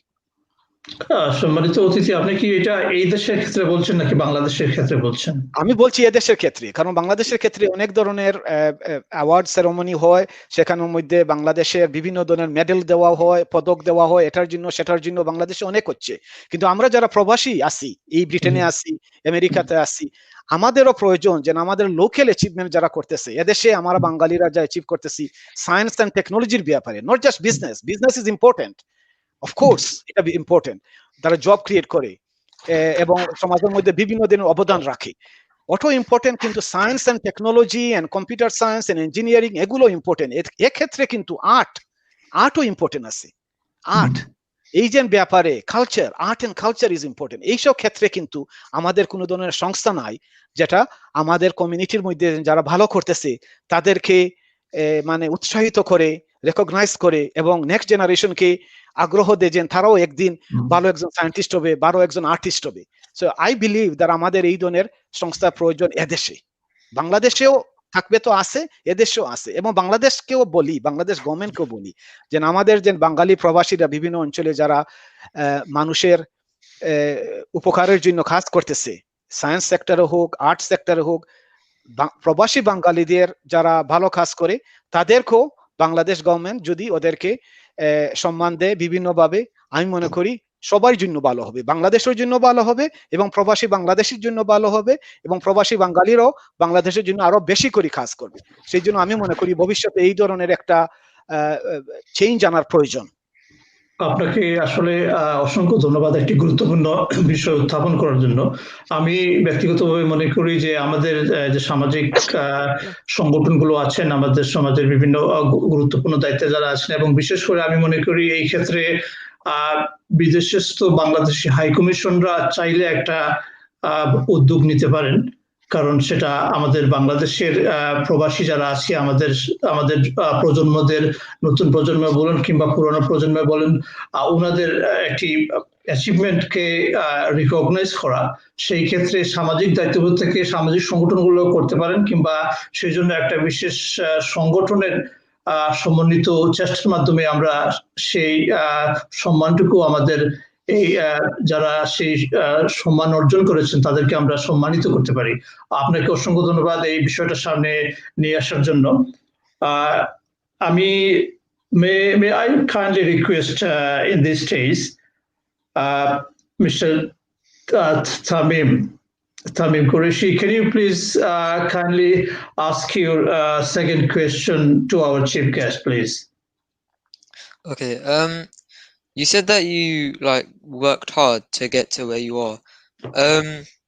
For me personally, I get told off quite a bit for not being able to concentrate in lessons. So how are you able to concentrate while studying? I think it's a difficult question that you asked. Everyone is different, and everyone has their own way of addressing problems and difficulties and so on. But I think that's one thing that people need is passion. Passion is the most important thing. You must love something, you must enjoy something. There is no point doing something that you don't really like, that you don't really want to do. So I would encourage all of the audience, the young people watching this show, this program, that you should do something that you really, really enjoy and you have passion for. When you have passion for something, then you will work. I had passion for science actually. Without that, I would not have succeeded in whatever little I achieved. Whatever little I've achieved is thanks to the passion. And of course, the support of my family. Especially, I have to say again and again, my mother. Without her support, she went through a lot of struggle. The women in our community are the real heroes. They are the unsung heroes. Our mothers, they are the unsung heroes. They are the ones who need the prize, not me. You know, our community has all these award ceremonies and so on, but actually they forget the real heroes. The real heroes are our mothers. Our fathers are often very busy, working very hard to earn money for the family, working in the restaurant from daytime. Because I remember my father was working during the daytime in the restaurant and he was working nighttime in the restaurant. So all his time was in the restaurant. He was doing something for us, for the children, of course, and for the whole family. But who was looking after the children? The children were being looked after by our mothers. They did the cooking, they did the cleaning, they did all the things that we needed to have done. And some of our mothers had 5, 6, 7, 8 children. You know, we are 5 brothers. My mother had to look after 5 boys, and that is a tough job. And there are many cases I know where people have 7, 8 kids, all looked after by these Bengali housewives. You know, apparently they are doing nothing. Apparently they are just staying at home, just, you know, enjoying themselves. What do you do? I'm a housewife, as if this is something valueless, as if this is something meaningless. These housewives were doing the hardest work that you can ever imagine, taking care of their children, making sure that they behave well, making sure that they do their homework. So these women are our heroes. They are unsung heroes. And I really, really would urge our community to give our mothers, before many of them pass away, awards in recognition of the hard work they have done. They're forgotten, and I really, really believe this needs to change. We need to give credit where the credit is due, and our mothers are the most important people. And I make dua for my mother, because her whole life was a struggle. In the village in Bangladesh, in Kochua, where I was, she was trying to educate me in an environment. At that time, education was not that prevalent, and she worked hard to educate me there. All my extended family members, from my mama, my chacha, everybody, all of the people, they all helped and contributed in different ways. So it really, what you say, the question that you say is, how do you concentrate? I think the concentration will happen when you have a passion for something. You know, like when someone is passionate for playing a sport, you will see, he will not be distracted by other things. You'll focus on scoring a goal. Same way, if you are interested in science, you will try and find out the details of how things work, and other things will not distract you.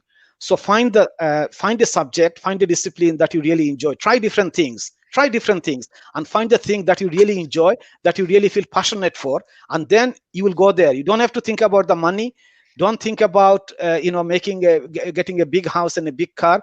Think of good ideas. Money and other things will come on the way, but think of an idea to make a difference to human life. This is the message I give: to make a difference to human life, to make a difference to animal life, to make a difference to our ecosystem, to our environment. Do something that really makes an impact, that continues to be felt long after you have left. This is the advice I would give. আপনাকে অসংখ্য ধন্যবাদ আমরা চমৎকার এই প্রশ্নের চমৎকার উত্তর দেওয়ার জন্য। আপনার একটা জিনিস আসলে সবার হৃদয়ে ছুঁয়ে যাওয়ার মতো, যে আপনি বলেছেন আমাদের জীবনের যতটুকু সফলতা আছে তার সব কৃতিত্বটা আসলে আমাদের মায়ের পাওনা, এবং আমি মনে করি যে এই বিষয়টা আসলে হৃদয় ছোঁয়ার মতো আপনার এই প্রশ্নের উত্তরটা। আমি আপনাকে আমাদের এই অনুষ্ঠানের পক্ষ থেকে অসংখ্য ধন্যবাদ জানাচ্ছি সুন্দর একটা উত্তর দেওয়ার জন্য। May I kindly request our chief guest now, can you please ask your first question to Ishaq Rahman, please? And before that, can I also request our studio, after we finish the answer of this question, of Ishaq's question, we'll go to watch our second footage also, inshallah. Ishaq, Is it my question for him now? Yeah. Oh, you're Ishaq, going to ask me a question? Yeah, I'm going to ask you a question. Ishaq, tell me, what really gets you excited? You know, what excites you a lot that you really, really want to do, and you really, sort of wake up, really, really excited to do on the day? Well, it depends. So when I wake up, what things I look forward to, I try to aim to be productive throughout the day, and mainly just being productive and doing, like, achieving my aims for the day and targets for the day. So yeah, that's pretty much it. And we're seeing family and stuff obviously makes me excited. Are you interested in science? or are you an art person or a science person? I'm Or more both? of a. I wouldn't say I'm more of a science, but I do science.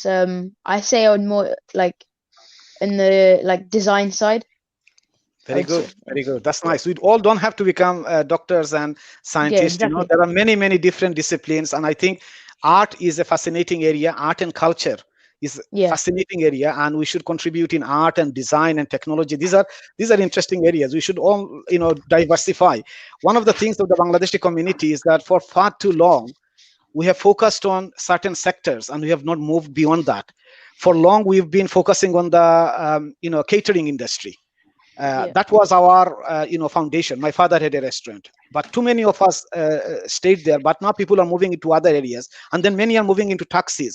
We need to diversify. There are many areas of business, science, technology, art, and we need to diversify so that our community is enriched in diverse ways. And so Exactly. it's good that you are still young. Do things that you really enjoy and that you feel passionate for. Thank you very much both of you. আমাদের দর্শকদের উদ্দেশ্যে একটা জিনিস তুলে ধরা প্রয়োজন, সেটা হলো Ishaq Rahman.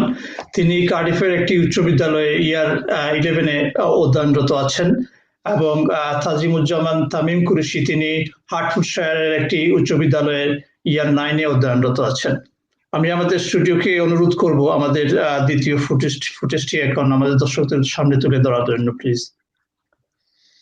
Thank you, Professor Ma, and I would like to welcome everyone from around the world who are joining this distinguished lecture series.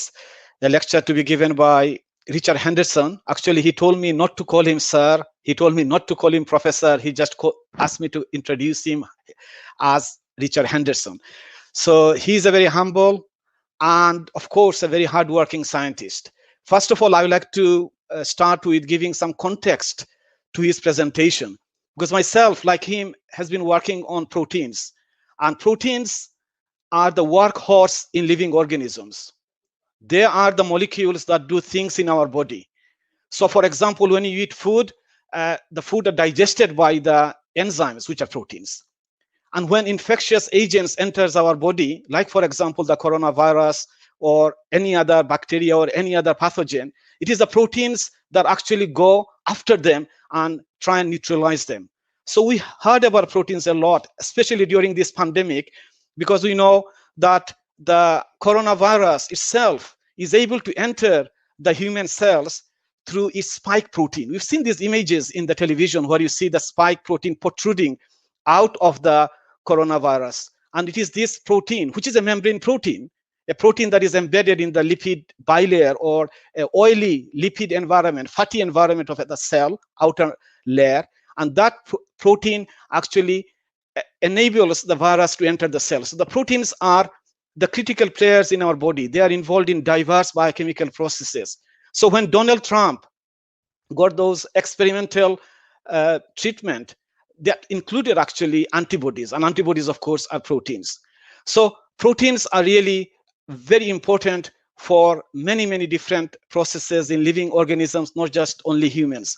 And what I really need to say is that proteins are of many different types. There are thousands of proteins in our body, but there are two main classes of proteins. One is membrane proteins, and the other is soluble proteins, water-soluble proteins.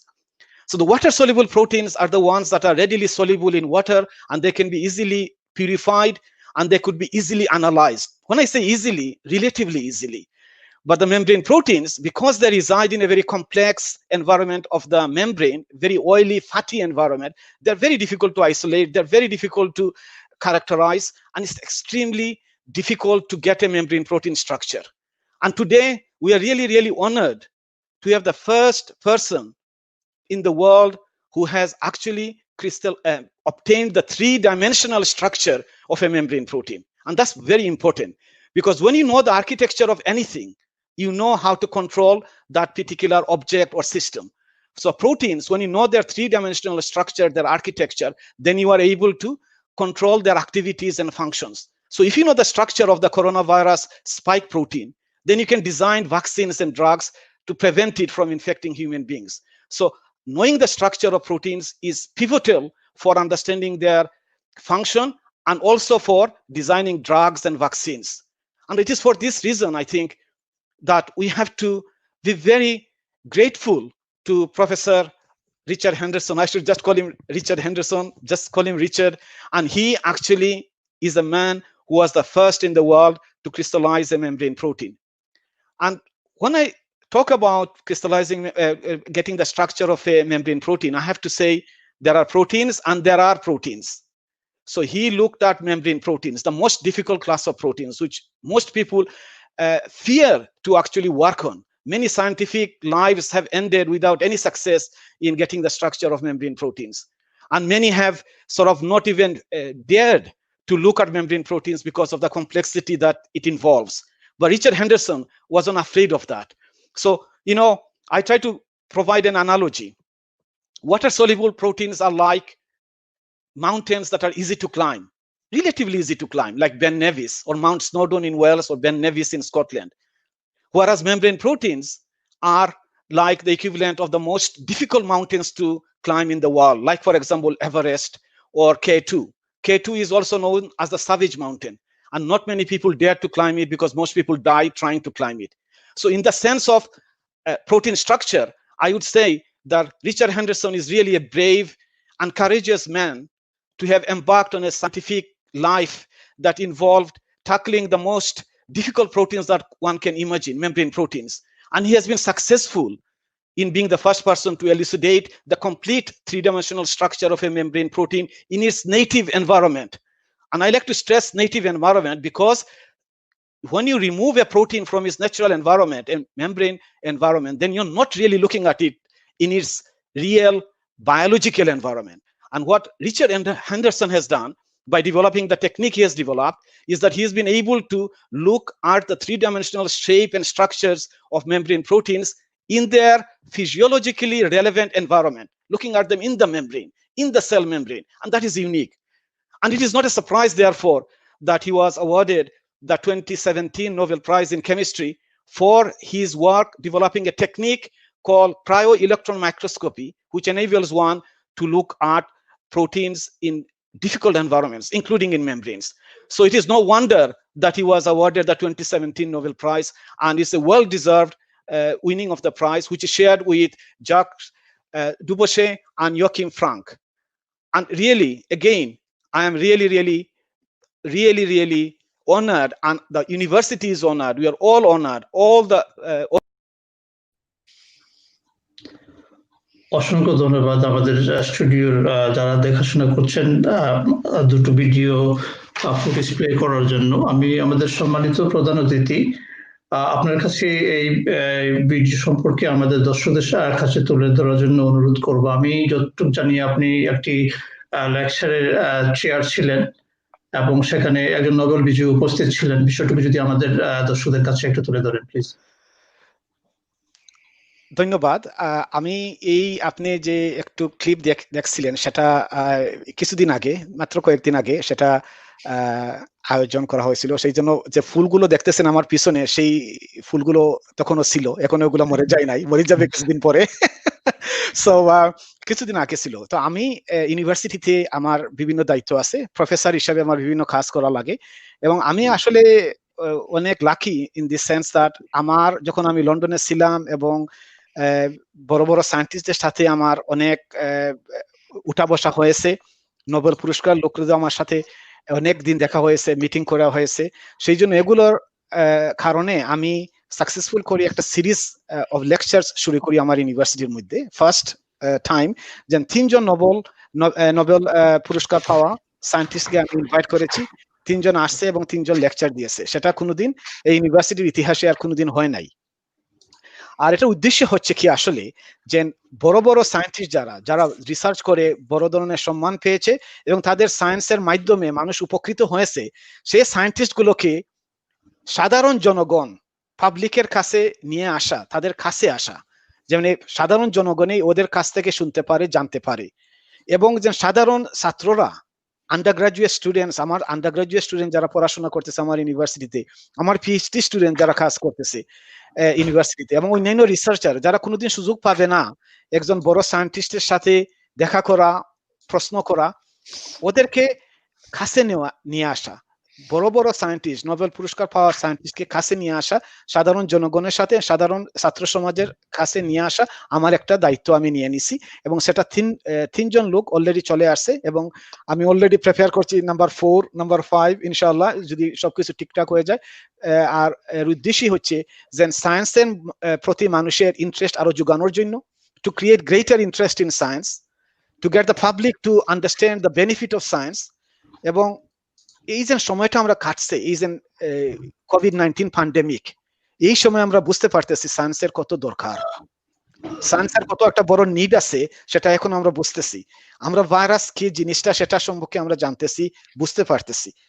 সেই জন্য সায়েন্সের যে প্রতি interest যোগানোর জন্য এই ধরনের অবস্থা create করা এবং নোবেল প্রাইজ উইনারদেরকে ইউজ করা অ্যাজ এ রিসোর্স, একটা সম্পদ হিসাবে ব্যবহার করা। ওরা যদি শুধু প্রাইজ উইন করে বসে থাকে, তাদের একটা বড় একটা প্রাইজ এবং অনেকটা পয়সা পায়, সেটাকে নিয়ে যদি একটা আইভরি টাওয়ারের মধ্যে বসে থাকে, বড় একটা নিজকে আলাদা করে মানুষের দূর থেকে চলে যায় এবং মানুষের কাছে যায় না, সে অবস্থা পড়ে থাকে, তাহলে তো একটা বড় একটা রিসোর্সের ক্ষতি হলো, এই রিসোর্সটা কাজে লাগানো হলো না। সেক্ষেত্রে আমি ভাবলাম যে অনেক নোবেল পুরস্কার লোক পেয়েছে, নোবেল প্রাইজ পেয়েছে, কিন্তু তাদেরকে ভালোভাবে আরো চেষ্টা করা হচ্ছে না তাদেরকে মানুষের কাছে আনা।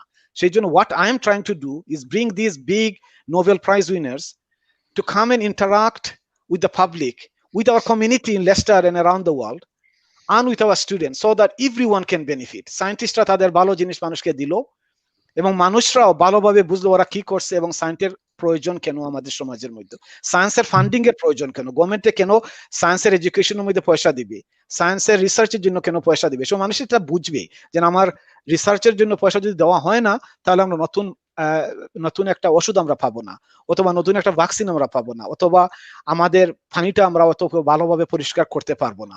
সেই জন্য মানুষকে বোঝানোর প্রয়োজন সায়েন্সের দরকার কি আছে, আমাদের কি দরকার নেই, এবং আমাদের যুবকরা যারা ইয়াং, যারা নতুন প্রজন্ম যারা আছে, তারাও জানার প্রয়োজন যে science is very important for human life, and it's important for the life of other creatures that exist in this planet, including our environment. So এদিক দিয়ে আমার এটাই ছিল একটা কাজ ইউনিভার্সিটি, ডিস্টিংগুইশড লেকচার সিরিজ। আপনাকে অসংখ্য ধন্যবাদ। আবারও আমি আমাদের সম্মানিত দর্শকদের কাছে আবার অনুরোধ করব, আপনারা দয়া করে আমাদের এই প্রোগ্রামটা বেশি বেশি করে শেয়ার করবেন, আমাদের পেজটা লাইক করবেন এবং সাবস্ক্রাইব করবেন, যাতে করে অধিক সংখ্যক লোকের কাছে আমাদের আজকের এই অনুষ্ঠানের মূল বার্তাটুকু গিয়ে পৌঁছায়। I would like to request our chief guest, can you please kindly ask your first question to Tamim Qureshi, please? Tamim, I think I'll ask the same question to you so that you don't get surprised. Tell me, what is your passion? What gets you excited when you wake up in the morning? I'm not too sure. I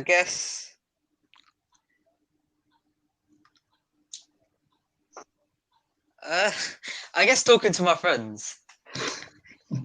makes me. Yes, it's good. Yes, absolutely. That goes to show you how social person you are. I think this is a very important point, actually. Speaking with your friends is a very important activity, which you are beginning to forget, because people talk with their computer. They just, play games on computers and things like that. But you are saying something very useful, which is to talk with your friends. And this is so important, especially during this pandemic, when you're all isolated in our own homes and we cannot speak with others, and interacting with other human beings, such an important medicine. It's more important medicine than sometimes, the tablets we get from the pharmacy, because that makes you feel good. When you speak with another human being, you feel good. A problem shared is a problem halved. You discuss about the things you like, the problems you are facing. And this is what we need more of. Our society needs to interact more. We need to talk with each other more. And in this way, we can become happier. And in this way, we can be more healthier. So yes, that's good. That is a nice thing. You are a very social person. And maybe in the future, you will do something related to this area in the field of social science, perhaps. Tamim, thank you very much again, our chief guest. And Tamim and Isaac, I would like to assure you that within the next 10 minutes, the program is going to be finished. I can see that you probably start getting bored. Are you? I'm having fun. I'm fine. It's just like That's good. That's good. Thank you very much again. আমি আমাদের সম্মানিত প্রধান অতিথি professor doctor Parvez Ali সাহেবের কাছে জানতে চাইব, আপনি 10 বছর বয়সে এই দেশে আসলেন, এসে আপনার একটি long journey and you are where you are at the moment. Do you think from our community is enough people are getting where you are now? ধন্যবাদ আপনাকে এই প্রশ্ন করার জন্য। কারণ আমি যখন 10 বছর আসছিলাম এখানের মধ্যে, আমাদের কমিউনিটির আউটলুক, আমাদের কমিউনিটির ভিশন ছিল সীমিত। আমাদের ভিশন ছিল আমরা ব্রিটেনের মধ্যে পয়সা জোগাড় করব, আয়োজন করব এবং সেটা নিয়ে বাংলাদেশে চলে যাব। আমাদের লাশ বাংলাদেশে কবর দেওয়া হবে এবং এখানে আমরা থাকবো না। আমাদের অস্থায়ী সময় আমরা মুসাফিরের মতো এদেশের মধ্যে কিছু অল্প সময়ের জন্য আসি এবং চলে যাব বাংলাদেশে ফেরত। সেটা ছিল আমাদের মানে অবজেক্টিভ অ্যাট দ্যাট টাইম। আর সে কারণে আমার যুগে, আমি যে সময় ছিলাম 70-এর দশকে 1970s, তখন অনেক লোক আমি যেটা করছি সেটা করে নাই। হয়তো আমি প্রথম পিএইচডি করছি কার্ডিফ থেকে এবং আমার গ্রামের মধ্যেও আমি প্রথম পিএইচডি করছি। কিন্তু সময়ের মাধ্যমে পরিবর্তন আসে এবং আমাদের কমিউনিটির মধ্যে পরিবর্তন এসেছে, বিরাটভাবে পরিবর্তন এসেছে। আমি শুধু উদাহরণ দিই আমার গ্রাম কচুয়ার ব্যাপারে। এই গ্রামের মধ্যে সব লেভেলের কোয়ালিফিকেশন আছে, পিএইচডি, এমবিবিএস, আর যত ধরনের ডিগ্রি আপনি মানে ইউনিভার্সিটির মধ্যে যদি আপনি লিস্ট আছে, মোর অর লেস সব ধরনের সাবজেক্টের এক্সপার্ট আমার গ্রাম। এই ছোট্ট একটা গ্রাম, কচুয়া কিন্তু অত বড় গ্রাম না, ছোট্ট একটা গ্রাম। এই গ্রামের মধ্যে ডাক্তার, প্রফেসর, টিচার্স, ইঞ্জিনিয়ার্স, কিন্তু অল্প লোক যারা artist. We need more artist, we need more cultural people, এই ধরনের সাবজেক্ট, অথবা মোর হিস্টোরিয়ানস। কিন্তু আমাদের অনেক ধরনের এক্সপার্ট রয়েছে। সো আমাদের বাঙালি কমিউনিটি অনেক পরিবর্তন হয়ে গেছে এবং সেটা প্রয়োজন, কারণ আমরা ডাইভার্সিফাই করার দরকার। আমরা we are here to stay, সেটা আমরা এখন বুঝে ফেলছি। আমার আব্বা কার্ডিফের মধ্যেই উনার কবরস্থান, ওনার কবর কার্ডিফেই, উনি বাংলাদেশে যান নাই। আমার খালু সুরুক মিয়া, উনার কবরও কার্ডিফে। আমার আরো খালু, ওনার কবর বাংলাদেশে চলে গেছেন। কিন্তু বেশিরভাগ লোক এদেশের মধ্যে কবর দেওয়া হয়। এদেশের মধ্যে আমরা এখন permanent, if there is any such thing as permanence or permanent, এখানের মধ্যে আমরা আসি এবং আমরা এখানে কিভাবে অবদান রাখতে পারি আমাদের কমিউনিটির জন্য এবং আমাদের এই যে ওয়াইডার কমিউনিটির জন্য, এই যে দেশের মধ্যে মানুষ আছে তাদের সাথে আমাদের সম্পর্ক আরো শক্তিশালী করা লাগবে। আমাদের নেইবার সাথে, সাদা হোক, কালো হোক, খ্রিস্টান হোক, মুসলিম হোক, সবার সাথে একটা ভালো সম্পর্ক রাখা, সেটা দেখে আমরা আরো বেশি কাজ করার দরকার। এবং আমি আর একটা জিনিস আমি বলতে চাই, যেটা আমি মনে করি খুব গুরুত্বপূর্ণ, সেটা হচ্ছে আমাদের সমাজের মধ্যে কি সমস্যা, এই সমস্যাগুলো কেন হয়, সেটা সম্পর্কে আমরা আরো বেশিরভাগ করে আমরা আরো রিসার্চ করা লাগবে। আমি বলতে চাই কিভাবে, একটা এক্সাম্পল আপনাকে দেই। আমাদের সমাজের মধ্যে বাঙালি কমিউনিটির লোকরা, বেশি লোক করোনা ভাইরাসে মারা যাচ্ছে। আমি এটা সম্পর্কে নিজে কিছু রিসার্চ করতেছি, আমি কিছু এটা সম্পর্কে আমি খুঁজিয়া একটা উত্তর পাওয়ার জন্য চেষ্টা করতেছি এবং সেটার ব্যাপারে আমাদের জানার দরকার। কারণ কেন আমাদের এত বেশি করোনা ভাইরাস হইতেছে, কেন আমরা বেশি অসুস্থ, আমাদের মধ্যে হাইয়েস্ট ডায়াবেটিস রেট, আমাদের মধ্যে highest mortality from coronary heart disease, কেন আমাদের এইসব ডিজিজগুলো আমাদের বেশি, সেটা সম্পর্কে আমরা আমাদের জন্য রিসার্চ করতে হবে। কারণ আমাদের কমিউনিটির ব্যাপারে আমরাই বেশি জানি এবং আমরাই বেশি বুঝি। আমি কিছু রিসার্চ করে দেখছি যে করোনা ভাইরাস আমাদের কমিউনিটির মধ্যে বেশি হতে পারে বিভিন্ন কারণে। একটা হচ্ছে অকুপেশনাল রিজন, আর একটা হচ্ছে গিয়া যেমন ডায়েটারি রিজন। অকুপেশনাল রিজন হচ্ছে কি, যেমন ফর এক্সাম্পল তারা দেখছে যারা শেফের কাজ করে তাদের মধ্যে মৃত্যু বেশি করোনা ভাইরাসের। তারপরে যারা ট্যাক্সি ড্রাইভার, তাদের মধ্যে মৃত্যু বেশি করোনা ভাইরাস থেকে। এখন কারণ হচ্ছে কি যে আমরা জানতে হইব কেন এই ট্যাক্সি ড্রাইভাররা বেশি মরতেছে, কেন ওরা যারা রেস্টুরেন্টের শেফ কাজ করে তাদের বেশি মৃত্যু হইতেছে, সেগুলো আমরা রিসার্চ করি, বাইর করা দরকার। আমার কিছু আইডিয়া আছে কেন হইতেছে, আমি এটার সঙ্গে রিসার্চ করতেছি। কিন্তু আমাদের কমিউনিটি হিসাবে দায়িত্ব আছে যে আমাদের কমিউনিটির যে সমস্যাগুলো, সেটার মধ্যে গবেষণামূলক কাজ করার দরকার। আমরা এদিকে গবেষণাকে আমরা গুরুত্ব দেই না। যদি আজকের মিটিং এর মধ্যে, আজকের এই প্রোগ্রামের মধ্যে কোনো একটা কি টেক হোম মেসেজ আমি দিতে চাই, একটা কি পয়েন্ট আমি দিতে চাই, সেটা হচ্ছে কি আমরা রিসার্চের বেলায় খুব মূর্খ, আনফরচুনেটলি দুঃখজনক যে আমরা রিসার্চের বেলায় আমাদের অনেক অবহেলা করছি। আমরা রিসার্চ করতেছি না, আমরা অন্যের রিসার্চের ডেটা আমরা ইউজ করতেছি ঠিক কোনো সময় যদি করি, কিন্তু আমরা নিজে কোনো রিসার্চ করতেছি না। আমরা অনেক পয়সা জোগাড় করি, বাংলাদেশে পাঠাই, এখানে পাঠাই, সেখানে পাঠাই, কিন্তু আমাদের পয়সা দিয়ে আমাদের কমিউনিটির মধ্যে যে সমস্যাগুলো হইতেছে, সামাজিক হোক, স্বাস্থ্যের ক্ষেত্রে হোক, মানসিক রোগ হোক, শারীরিক রোগ হোক, এগুলার দিক দিয়ে কিভাবে রিসার্চ করে গবেষণা করে আমরা সমাধান পাই, সেটার ব্যাপারে আমরা কোনো ধরনের কাজ করতেছি না। যদি আজকে আমরা এই ধরনের সংস্থা সৃষ্টি করা হইতো, রিসার্চ মূলক, গবেষণা ওরিয়েন্টেড অর্গানাইজেশন, যেগুলো রিসার্চ করে দেখবে কেন আমাদের এইসব অসুখ বেশি। রেস্টুরেন্টে কাজ করলে কি কোনো ধরনের কেমিক্যালের এক্সপোজার হয় আমাদের বডিতে? কিচেনের মধ্যে কাজ করলে কি আমাদের বডির মধ্যে কোনো ফিউম, কোনো কেমিক্যাল ঢুকছে, সেটাকে আমাদের বডিকে নষ্ট করে দিচ্ছে, যার কারণে আমার বেশি হয় হার্ট ডিজিজ ও রেসপিরেটরি ডিজিজ। সেই জন্য করোনা ভাইরাস আমাকে সহজে মেরে ফেলে। আমার ভিটামিন ডি লেভেল কি বেশি কম? কেন? আমি রাত্রে কাজ করি, সারা রাত আমি সজাগ থাকি, সারা রাত আমি ট্যাক্সি ড্রাইভিং করি, সেই জন্য আমি কোনো সূর্য দেখি না। আমি কোনো ভিটামিন ডি লেভেল আমার বেশি কম, কারণ আমি সবসময় রাত্রের কাজ করি। আমি জানি আমাদের বাঙালিরা রাত্রের কাজ বেশি করে, রেস্টুরেন্টের কাজ করে রাত্রে, ট্যাক্সি ড্রাইভিং করে রাত্রে, ফলে আমাদের রক্তের মধ্যে অনেক সময় ভিটামিন ডি লেভেল কম থাকে। সেগুলোর ব্যাপারে আমাদের কোনো ধরনের রিসার্চ নেই। আমি একা একজন লোক, আমি একা কি করব? আমি খুঁজতেছি, আমি চিন্তা করতেছি যে কেন আমরা একটা এথনিক গ্রুপ হিসেবে আমাদের লোক বেশি মারা যাচ্ছে। এই ব্যাপারে আমাদের আরো বেশি মানে কেয়ারফুল হওয়া লাগবে, মোর রেসপন্সিবল হওয়া লাগবে, দায়িত্বশীল হওয়া লাগবে, যে আগামী দিনে আমাদের ইয়াঙ্গার জেনারেশন যেন সাফার করে না যেভাবে আমরা সাফার করতেছি। আজকে আমাদের সব থেকে বেশি রোগী লোক ব্রিটেনের মধ্যে, সব থেকে বেশি কমপ্লেন করে অসুস্থতার ব্যাপারে বাঙালিরা। কেন? আজকে আমাদের পূর্বপুরুষরা বাংলাদেশের মধ্যে হাজার হাজার কোটি কোটি টাকা দিয়ে বড় বড় বাড়ি করছেন, বড় বড় জায়গা কিনছেন, কিন্তু আমরা অনেক সময় আমাদের এখানে যেন থাকার যে বাড়ি, সে বাড়ির অবস্থা কি আমরা চিন্তা করিনি। একটা গার্ডেন নেওয়া ঘর আমরা খেয়াল করি নাই। যদিও আমাদের পয়সা থাকতো এনাফ যেন আমরা এখানে একটা ভালো একটা ঘর কিনতে পারতাম, যেখানে মধ্যে গার্ডেন আছে, যেখানের মধ্যে ভালো পরিবেশ আছে, কিন্তু আমরা কি করছি?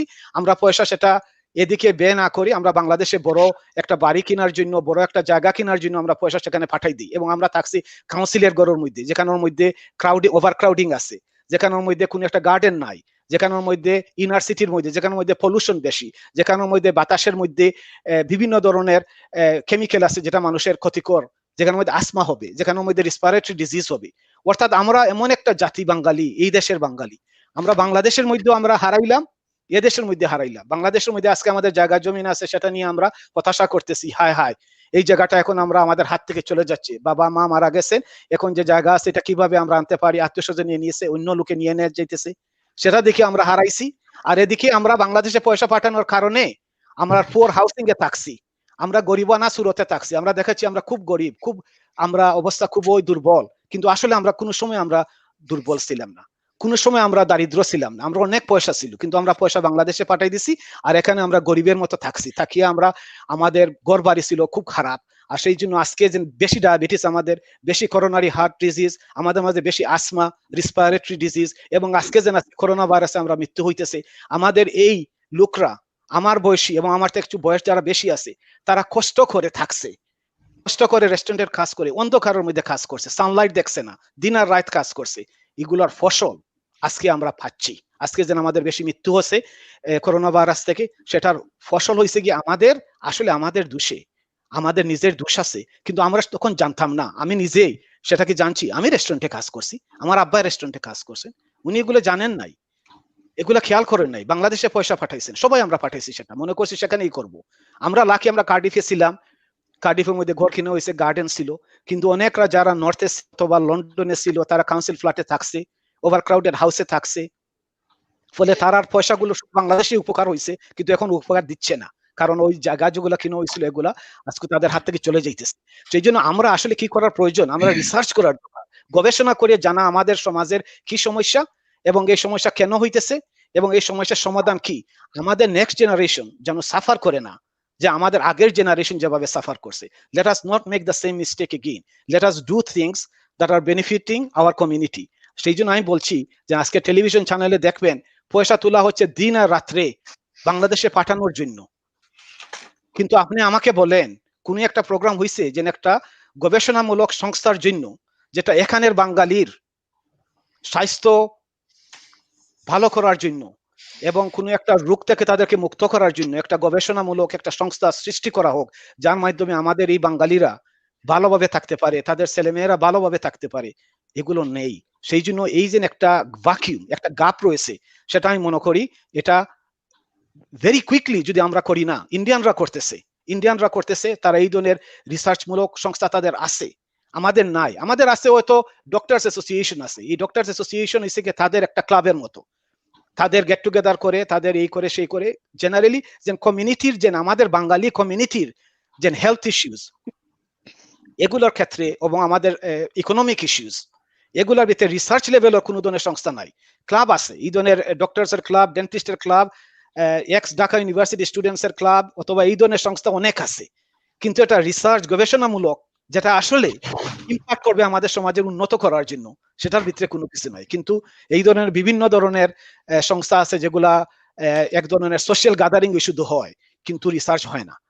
এই দিকে আমি চাই একটা পরিবর্তন আসার জন্য, এবং আপনার প্রোগ্রামের মাধ্যমে আশা করি এবং আপনার মাধ্যমে আশা করি যে সমাজের মধ্যে একটা জাগরণ সৃষ্টি করবেন। Then we need research type organization that can do research in our community to understand what are the problems, identify the problems, find the causes of the problems, and then propose solutions for the problems. This is what we need to do, and not just send money to Bangladesh for this and that. Charity begins at home. আমরা যদি এখানে সুস্থ থাকি না, আমাদের community যদি এখানে সুস্থ থাকে না, আমরা যদি ভালো থাকি না, তা বাংলাদেশ কি ভালো করতে পারবো?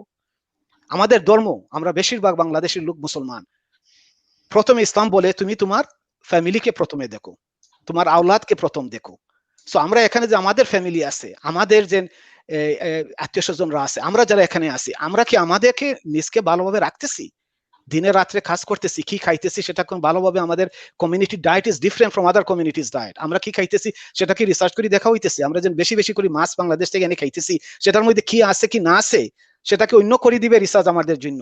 এটা আমাদের দরকার, আমরা রিসার্চ করার জন্য যে এটা কি পুষ্টির জন্য ভালো কি না, সেটার মধ্যে ফরমালিন আছে কি না, সেটার মধ্যে আর্সেনিক আছে কি না। আমাদের যে সমস্যাগুলো অন্যরা করবে না, আমরাই করতে হবে। সেই জন্য কিছু কিছু পয়সা আমাদের এই কমিউনিটির ভালোর জন্য আমরা এখানে কাজে লাগানো লাগবে, সেটা দরকার। এবং আরেকটা জিনিস আমি বলতে চাই, সেটা আমি খুবই মনে করি খুবই প্রয়োজনীয়, সেটা হচ্ছে আমাদের বৃদ্ধ যারা, আমি সেটা এখন বেশি বুঝতেছি, কারণ আমার আম্মা আমার কাছে আছেন। আমার আম্মাকে আলহামদুলিল্লাহ আমি আমার আম্মাকে আমি খেয়াল রাখতে পারছি, সেই জন্য আমি আল্লাহকে শুকরিয়া দেওয়া শেষ নাই।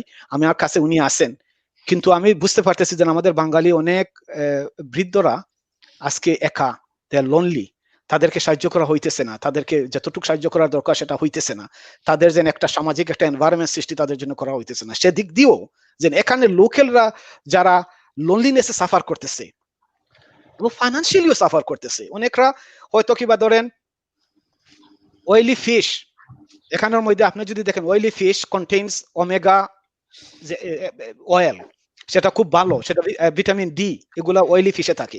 অয়েলি ফিশ কিন্তু অনেক লোকে they cannot afford it. English লোকরা অনেকটা সামন ফিশ অথবা এইসব ফিশ অনেক expensive, they cannot afford this.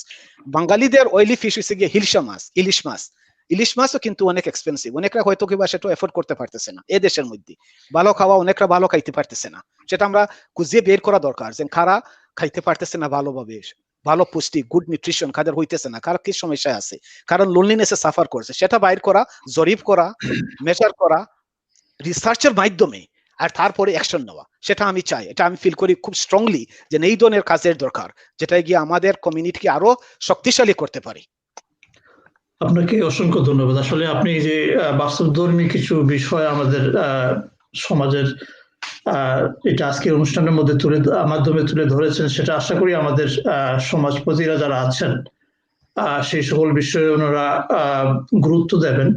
আমি বিশ্বাস করি, আমাদের এই অনুষ্ঠান বিশ্বাস করে, স্বাধীন বাংলা অনলাইন টেলিভিশন চ্যানেল বিশ্বাস করে যে আমাদের জন্য আমাদের এখানে অনেক কিছু করার আছে, যেটা আপনি বিভিন্ন সমস্যা তুলে ধরেছেন, সেটা আশা করি আমরা সামাজিক সমস্যা হিসাবে হাতে নিয়ে সেগুলো সমাধানের চেষ্টা করব সংঘবদ্ধভাবে। আপনাকে আবার অসংখ্য ধন্যবাদ।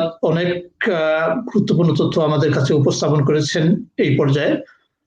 আমি অনুষ্ঠানের শেষ পর্যায়ে আমরা এখন পৌঁছে গেছি। আমি আমাদের তিন অতিথির কাছে তিনটা বিষয় নিয়ে উপস্থাপন করব তখন, এবং সেই সকল প্রশ্নের উত্তর পাওয়ার পর আমরা আমাদের অনুষ্ঠানের সমাপ্তিতে চলে যাব ইনশাআল্লাহ। Can I kindly please ask Ishaq Rahman to ask your third question to our chief guest, please. So my third question is, what would be the best revision method / tip for students of the younger generation who want to like study stuff? Very good question, and probably I'm not the best person to give an answer to this question, to be honest, because I have not been revising for a long time. So things and techniques may have changed. You know, things change in time. So I'm probably not the best person, to be honest. So you can find an answer to this by searching the internet to begin with, because internet is a good resource. But the advice I would give is that don't go into one site, because one site might be biased or might give one idea. Just like for a specific topic, there might be several books. You have to look for the book that is more suited to you, because it's not one size fits all. Just like medicine, they try to make medicine the same medicine for everybody, but it's not like this. One size does not fit all, and we need to have personalized medicine. So in terms of your question, I would say go and search, but search different places and find and hear from different people, and see what is the best method. The method that I used when I was studying was essentially like trying to understand the subject deeply by reading. And I adopted the style from Bangladesh. For a lot of the things, I memorized things in a parrot fashion manner, actually. Yeah, because this is how things were taught in Bangladesh. You just read it out loudly hundreds of times until you can write everything on that page, on a piece of paper, word for word. And that was one of the strategies I used, and it was effective, not bad. But I now realize the way to address, revise things is to really, really understand things properly. Go and understand the subject, read it well, so you understand what is going on. Find the book that explains the topic best, and then try and write it down in your own words. Yeah, try and understand what the critical points are. Maybe, write down key points and then develop on it. So there is no magic answer to this, but there is no alternative to working very hard. But of course, you can find an easy and more effective approach. You can be more efficient in your revision. There is no doubt, but no substitute to working hard. Yeah, exactly. Thank you again, both. Isa, can I request you to say a few words as your final speech to our viewers, please? Sorry, what was the question? Can you say a few words towards our viewers as your final speech in this program today? Sorry, I can't understand the question. Sorry. Can you say a few words to our viewers, whoever watching this program, as your final speech? I mean, I don't know what to say, to be honest. You can thank them if you want to, like. Yeah, thank you for all tuning in. It's been very informative. Talk from our Professor Parvez Harris. I hope all of you who've watched have grasped some information about his journey and how he's studied very, very hard to get to where he is right now. And always work hard and always have a passion for something, so you can enjoy the things you do. And it's like.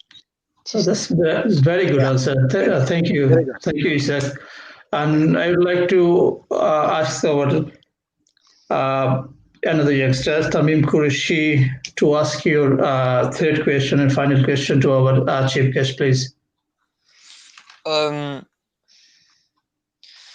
advice would you give to someone my age who would want to be a scientist? That's a good one. Yes, it's a good question. I think if someone who wants to be a scientist means someone who has actually, made a decision on wanting to be a scientist. If that is the case, if that is what one has come to decide that they want to study science, then I would say to them, find, in the very young age, you still have to do well in your GCSEs, you have to do well in your A levels and so on. So it's too early to specialize, but you should, find areas that you really, really enjoy, and you should, look into this in even more detail. But of course, not forgetting that you must get your good grades in your GCSE. You must not forget that you need to get your A levels. There is no point specializing so early, like looking into something so deeply that you forget to learn the other topics, and as a consequence, you do poorly in your exam. Yeah, so it's too early for someone to sort of like specialize, but that doesn't mean that, for example, some people, young people, are extremely brilliant in maths, or they're extremely brilliant in with computing, and all of these subjects, maths and computer science nowadays are pillars in science. They found that mathematics is the most important subject in science. So if you're even good in maths and you can do high level maths at a young age, do it, because people can achieve huge things at a very young age. So I would not discourage anyone to becoming brilliant in a subject that they're very good at. But at the initial instance, you need to do well in your GCSEs and A levels so that you can study a good subject at university. If this is what you want to do, you want to study at university and and go and become an expert in something. Because I can be biased in some respects, because I'm someone who is an university professor and I love research. Okay, I love research, and therefore, we do not have too many people in our community in this area.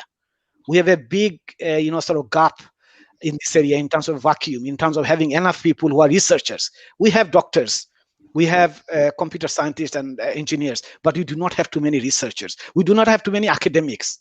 There are not many Bangladeshis who are academics, who are professors in university. At least from my generation, the Bangladeshis from the UK, not Bangladeshis who have arrived from Bangladesh already with a PhD that they have done in Japan or in the UK or USA and then joined the university. I'm talking about the local Bangladeshi community. There are not many people from from this part of our local community who have entered universities as academics, as lecturers and professors. We have a gap in this area.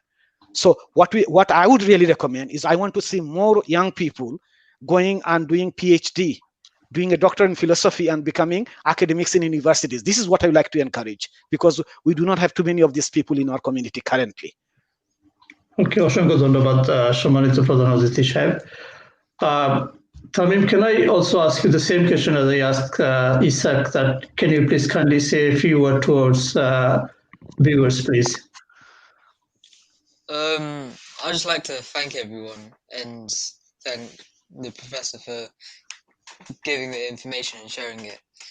And yeah, that's pretty much it. So another question I can ask Isak and Tamim also. I hope you enjoyed our program, and do you think we can continue this kind of program, bringing few more youngsters from our UK Bangladeshi community? Yeah, I think so. It's a great idea. So, Good. So yeah. if we do that in future, I'm sure you don't have any hesitation to join again with us. Sorry? I wouldn't mind. Okay. So Yeah. what I just said is that if we do a similar program in future, I'm sure you'll be happy to join our program in future, inshallah. Yeah. That's good. Many kind of you, both of you. I think you both did fantastically well today, and you asked very important question to our chief guest. And on behalf of Shadin Bangla Online Television, we'd like to give our thanks, especially, of course, to our chief guest and, of course, to both of you, because you've never done this kind of program before. You, as you mentioned that to me privately, and I was assuring you that it's going to be easy. As soon as the program starts, you realize that how the time flies, and it's nearly 2 hours, 1 hour 43 minutes exactly at the moment. So I don't think none of us we feel that we actually it's actually running the program nearly hour and 45 minutes. I'm sure you didn't feel bored at all when the program was running. No, good. Thank you very much again. আমাদের সম্মানিত প্রধান অতিথির কাছে আমার যে চূড়ান্ত এবং একেবারে শেষ প্রশ্ন। আপনি যথেষ্ট জ্ঞান, বুদ্ধি, মেধা আপনার কর্মজীবনে আছেন।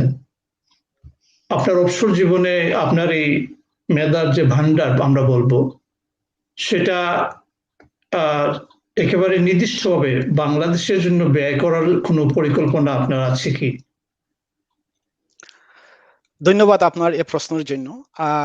আমি প্রথমত বলতে চাই যে যখন আমরা কোনো একটা কাজ করব, তখন আমরা যদি চিন্তা করি যে মানুষের জন্য যদি আমরা কাজ করি, দেন হিউম্যানিটির জন্য যদি কাজ করি, পরিবেশের জন্য যদি কাজ করি, প্ল্যানেটের জন্য যদি কাজ করি, তাহলে সব মানুষের জন্যই এই কাজটা উপকারী হয়, বাংলাদেশের জন্য এবং ব্রিটেনের জন্য এবং সব জায়গার জন্য। সেই জন্য আমার রিসার্চ যেটা আছে সেটা সবসময় আমি চিন্তা করি মানুষের জন্য, এবং অবশ্যই যে মানুষ আমার কাছে, যে মানুষ আমার ধারে, যে বেশি নিকটে, তার জন্য আমার বেশি চিন্তা হবে। এবং এই যেই জায়গার মধ্যে কাজ হইতেছে না, যেখানে মানুষের বেশি কাজ আরো প্রয়োজন, সেটার জন্য করা লাগবে। যেহেতু আমি বাংলাদেশের একজন লোক, বাংলাদেশে আমার জন্ম, আর এই বাংলাদেশ আমার আত্মীয় স্বজন সবাই বাংলাদেশের, সেই জন্য আমার বাংলাদেশের জন্য একটা আমার একটা ইন্টারেস্ট আছে, এবং সেটার জন্য একটা কাজ করার জন্য ইচ্ছা আছে, সেটা সবসময় থাকবে। সেই জন্য বাংলাদেশ সবসময় মনে থাকে। ঘরের ভিতরে আসলে বাংলাদেশের কথা মনে হয়, বাইরে গেলেও বাংলাদেশের কথা মনে হয়। এটা স্বাভাবিক, এটা একটা ন্যাচারাল থিং। সো আমি সবসময় সেটা চিন্তা করতেছি, এবং আমার চিন্তা হইতেছে গিয়া যে আরো বেশি করে কিভাবে আমাদের এই কমিউনিটিটা, যে বাঙালি কমিউনিটি, আমরা বাংলাদেশি কমিউনিটি যে ব্রিটেনে আছি, সেটা কিভাবে আরো ভালো হইতে পারে, কিভাবে আমাদের ভুল থেকে আমরা শিখতে পারি। কারণ যেমন একটা মানুষের জীবনের মধ্যে মানুষে ভুল করে, এবং একটা বয়সে আসে এবং চিন্তা করে যে কি ভুল করলো, কি ভালো করলো, সেগুলো নিয়ে একটা আলোচনা, চিন্তা, সেটা আসলে মানুষে কিভাবে সামনের দিনটা ভালো করতে পারে সেটার চিন্তা আসে। সেই জন্য আমি এটাই বলতে চাই যে আমাদের বাঙালি কমিউনিটি হিসাবে আমরা আরো একটু চিন্তা করা লাগবে, যে আমরা এই যে এতদিন আমরা এই 50 ইয়ার্স আমরা এই এখানে 50 হাফ এ সেঞ্চুরি ও মোর আমরা ব্রিটেনে আসি, আমাদের কি ভালো করেছি, কি খারাপ করেছি। আমাদের অনেক ভালো করেছি, কিন্তু অনেক খারাপ করেছি, অনেক মিস্টেক আমরা করেছি। সে কি মিস্টেক করলাম, কেন করলাম, এবং সামনের দিক দিয়ে যেন আমরা সেম মিস্টেক করি না, সেটার সম্পর্কে আমরা আরো বেশিরভাগে আলোচনা করা লাগবে, এবং রিসার্চ লেভেল আলোচনা করা লাগবে। সেই জন্য আমি বারে বার বলতেছি সেটা, যে আপনার প্রোগ্রামের মাধ্যমে আপনি একটা কমিউনিটি লিডার, কমিউনিটির মধ্যে আপনার কানেকশন আছে, বাংলাদেশের জন্য আমরা কাজ করব, কিন্তু এখানের মধ্যে যদি আমরা শক্তিশালী না হই, তো আমরা বাংলাদেশের জন্য আমরা কোনো কিছু ভালোভাবে করা লাগবে না। এবং বাংলাদেশেও বলবে যে তোমরা বাঙালি যারা ব্রিটেনের মধ্যে আসো, তোমরা কেন আমার দেশের নাম সম্মান নষ্ট করতেছো, তোমরা কেন, সবাই বলে তোমরা সব থেকে অসুস্থ গোষ্ঠী, ব্রিটেনের সব থেকে অসুস্থ গোষ্ঠী বাঙালি, তোমরা সব থেকে দারিদ্র গোষ্ঠী বাঙালি। বাংলাদেশেও ভালো পাবে না সেটা, বাংলাদেশের বাঙালিরও ভালো পাবে না যদি শুনে ব্রিটেনের বাঙালিরা সবচেয়ে গরিব, সবচেয়ে দারিদ্র, সব থেকে অসুস্থ লোক। কারণ এটাই ফাক্ট। আপনি যদি ইন্টারনেটে সার্চ করেন বাংলাদেশি সম্পর্কে, দেখবেন আমরা সব থেকে বেশি আনএমপ্লয়মেন্ট আমাদের মধ্যে বেশি অসুস্থ লোক, সব দিক দিয়ে আমাদের খারাপ দেখা যায়। কেন এত খারাপ? আসলে আমরা কিন্তু দরিদ্র নয়। দরিদ্র যদি থাকতাম আমরা, বাংলাদেশে আমাদের সবাই বড় বড় ঘর বাড়ি আছে, আমরা গরিব কোনো সময় ছিলাম না। হয়তো কাগজপত্রে দেখানো হয়েছে আমরা গরিব, কিন্তু আসলে আমরা গরিব ছিলাম না।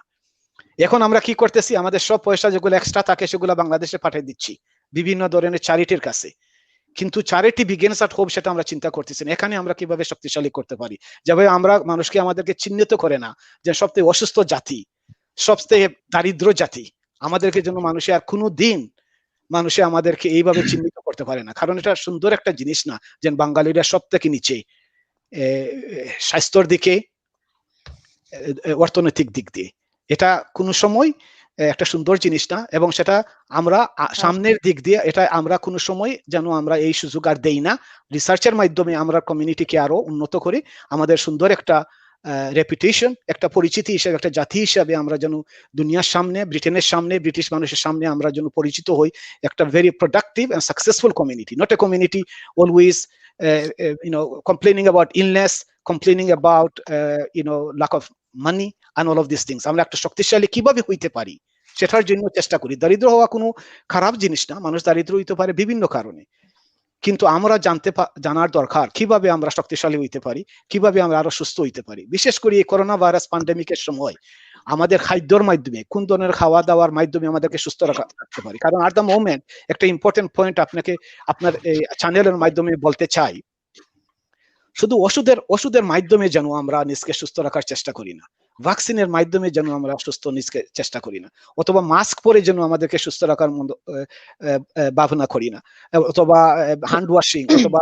সোশ্যাল ডিস্টেন্স, এগুলো সব করব, কিন্তু সুস্থ থাকার জন্য প্রতিরোধের ব্যাপার in terms of health, diet and nutrition, কোন খাওয়া দাওয়া আমাদের জন্য ভালো ভিটামিনস দিবে, আমাদের ইমিউন সিস্টেম কোনটা স্ট্রং করবে, সেটা সম্পর্কে আমাদের রিসার্চ করা দরকার।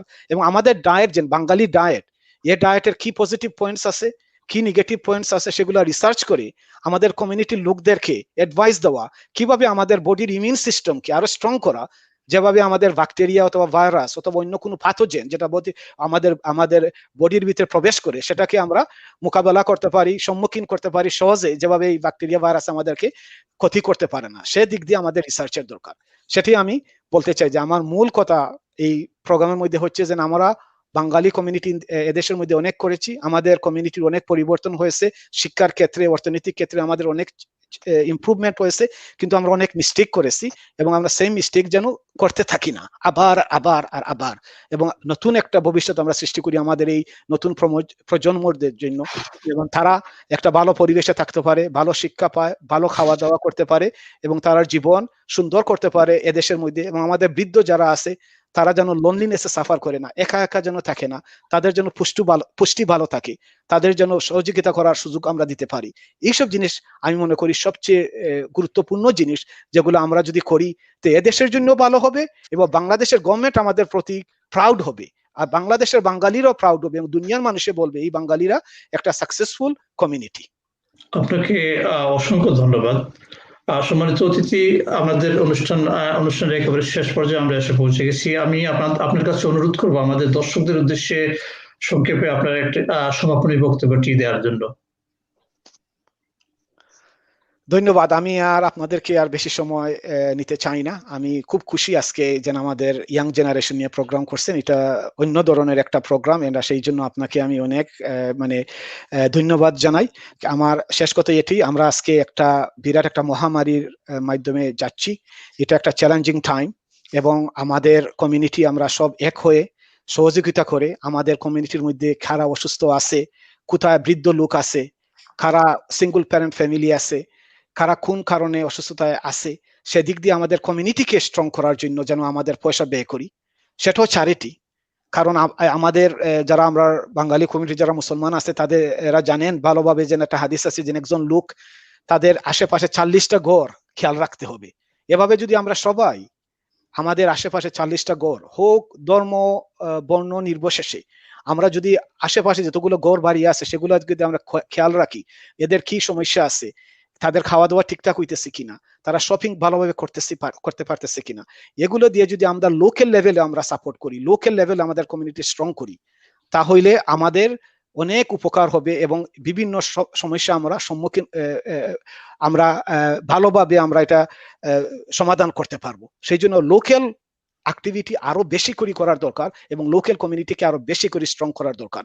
এবং আমি দোয়া করি সবার জন্য যেন আল্লাহ সবাইকে ভালো রাখেন এই চ্যালেঞ্জিং টাইম, যখন আমাদের সামনে এই যে কোভিড-19 প্যান্ডেমিক চলতেছে, আমাদের অনেক অসুস্থ আছেন, তাদের জন্য দোয়া করি। আপনার ভিউয়ার্স হাজার হাজার ভিউয়ার আছে দেশে বিদেশে, ব্রিটেনে, বাংলাদেশে, মিডল ইস্টে, আফ্রিকাতে, ইউরোপে, আমেরিকাতে, সবার কাছে বলি যেন আমরা সবাই একসাথে কাজ করি, একজন আরেকজনকে সহযোগিতা করি, দোয়া করি যেন আমাদেরকে এই মহামারী থেকে ভালোভাবে আমরা উঠে আসতে পারি, স্বাস্থ্যের ক্ষেত্রে, অর্থনৈতিক ক্ষেত্রে, সামাজিক ক্ষেত্রে। সেটি আমার দোয়া। আমার জন্য দোয়া করবেন, বিশেষ করে আমার আম্মার জন্য দোয়া করবেন, কারণ উনি অসুস্থ আছেন। আর সবাইকে আমার আবার সালাম এবং দোয়া। আপনাকে অসংখ্য ধন্যবাদ আজকে প্রায় 2 ঘন্টা আমাদের অনুষ্ঠানে আপনাদের মূল্যবান সময় দেওয়ার জন্য। সম্মানিত ভিউয়ার্স, স্বাধীন বাংলা অনলাইন টেলিভিশনের পক্ষ থেকে আপনাদের সবাইকে অশেষ কৃতজ্ঞতা দীর্ঘক্ষণ ধরে আমাদের এই অনুষ্ঠানটি উপভোগ করার জন্য। আমরা আশা করি যে আজকের এই অনুষ্ঠানের মাধ্যমে বিশেষ করে আমরা যারা প্রবাসী আছি আমাদের নতুন প্রজন্মদের জন্য যাতে ওনাদের নতুন প্রজন্মরা ওনাদের নিজেদের ভবিষ্যৎ গড়ার জন্য কিছু একটা ভালো দিক নির্দেশনা পায়, সেই লক্ষ্যকে সামনে রেখে আমাদের আজকের এই অনুষ্ঠানটি সাজানো হয়েছিল। কতটুকু আমরা সফল হয়েছি সেটা আপনাদের কাছে ছেড়ে দিলাম। ইনশাআল্লাহ আগামীতে আমরা আমাদের নতুন প্রজন্মদেরকে নিয়ে আরো অনুষ্ঠান করার চেষ্টা করব। আমি স্বাধীন বাংলা অনলাইন টেলিভিশনের পক্ষ থেকে আজকে যারা কলাকৌশলী ছিলেন আমাদের অনুষ্ঠানকে সফল করে তোলার জন্য তাদের কাছে আমাদের কৃতজ্ঞতা রইল এবং আমাদের সম্মানিত ভিউয়ার্সরা তাদেরকে আবারও কৃতজ্ঞতা জানাচ্ছি। কৃতজ্ঞতা জানাচ্ছি আমাদের সম্মানিত 3 অতিথিবৃন্দকে। আপনারা ধৈর্য সহকারে আমাদের অনুষ্ঠানটি দেখার জন্য স্বাধীন বাংলা অনলাইন টেলিভিশন পরিবারের পক্ষ থেকে আবারও রইল কৃতজ্ঞতা। I would like to mention to our 2 youngsters, thank you again. We actually grateful to you that nearly 2 hours at the moment the program is running, and you actually I hope you learned something. You're gonna you gain something by attending this program today, and I'm very much sure that in future you can use this experience in your future life. When you're going to go next program on air, you're not going to feel, you're not going to feel any hesitation. You will be more confident going to your next program because you've done it today and you know what to how to attend in a program, how to say. So this is all about making you perfect for your future. And as a community channel, we think we have a responsibility towards next generation to guide them to the right path. Thank you again, two of you, and especially our chief guest, Professor Dr. Parvez Harris. Of course, to all our viewers, stay safe. আপনারা সবাই ভালো থাকুন। ইনশাআল্লাহ আগামী রোববার আমাদের পরবর্তী অনুষ্ঠানে উপস্থিত হওয়ার আগাম নিমন্ত্রণ রইল। ইনশাআল্লাহ আগামী রোববার আবার দেখা হবে। সবাই সুস্থ থাকুন। এই প্যান্ডামিকের সময় যে যেখানে আছেন নিরাপদে থাকবেন সেই দোয়াই করি। আপনারা ইতিমধ্যে জেনেছেন আমাদের স্বাধীন বাংলা অনলাইন টেলিভিশনের সম্মানিত চেয়ারম্যান জনাব MK বাদল এবং কো চেয়ারম্যান জনাব SS দুলাল, উনিও অসুস্থ এবং ওনাদের পরিবার অসুস্থ। আমরা সবাই জানা অজানা যারা অসুস্থ আছেন সবার জন্য দোয়া করছি। আল্লাহ রাব্বুল আলামিন যেন সবাইকে সুস্থ রাখেন এবং আগামী রোববার আমাদের সমাদৃত অনুষ্ঠানের ৭০তম পর্ব দেখার জন্য আবারও অনুরোধ রেখে আজকের মতো এখানে বিদায় নিচ্ছি। সবাই সুস্থ থাকুন, ভালো থাকুন। আসসালামু আলাইকুম। আসসালাম।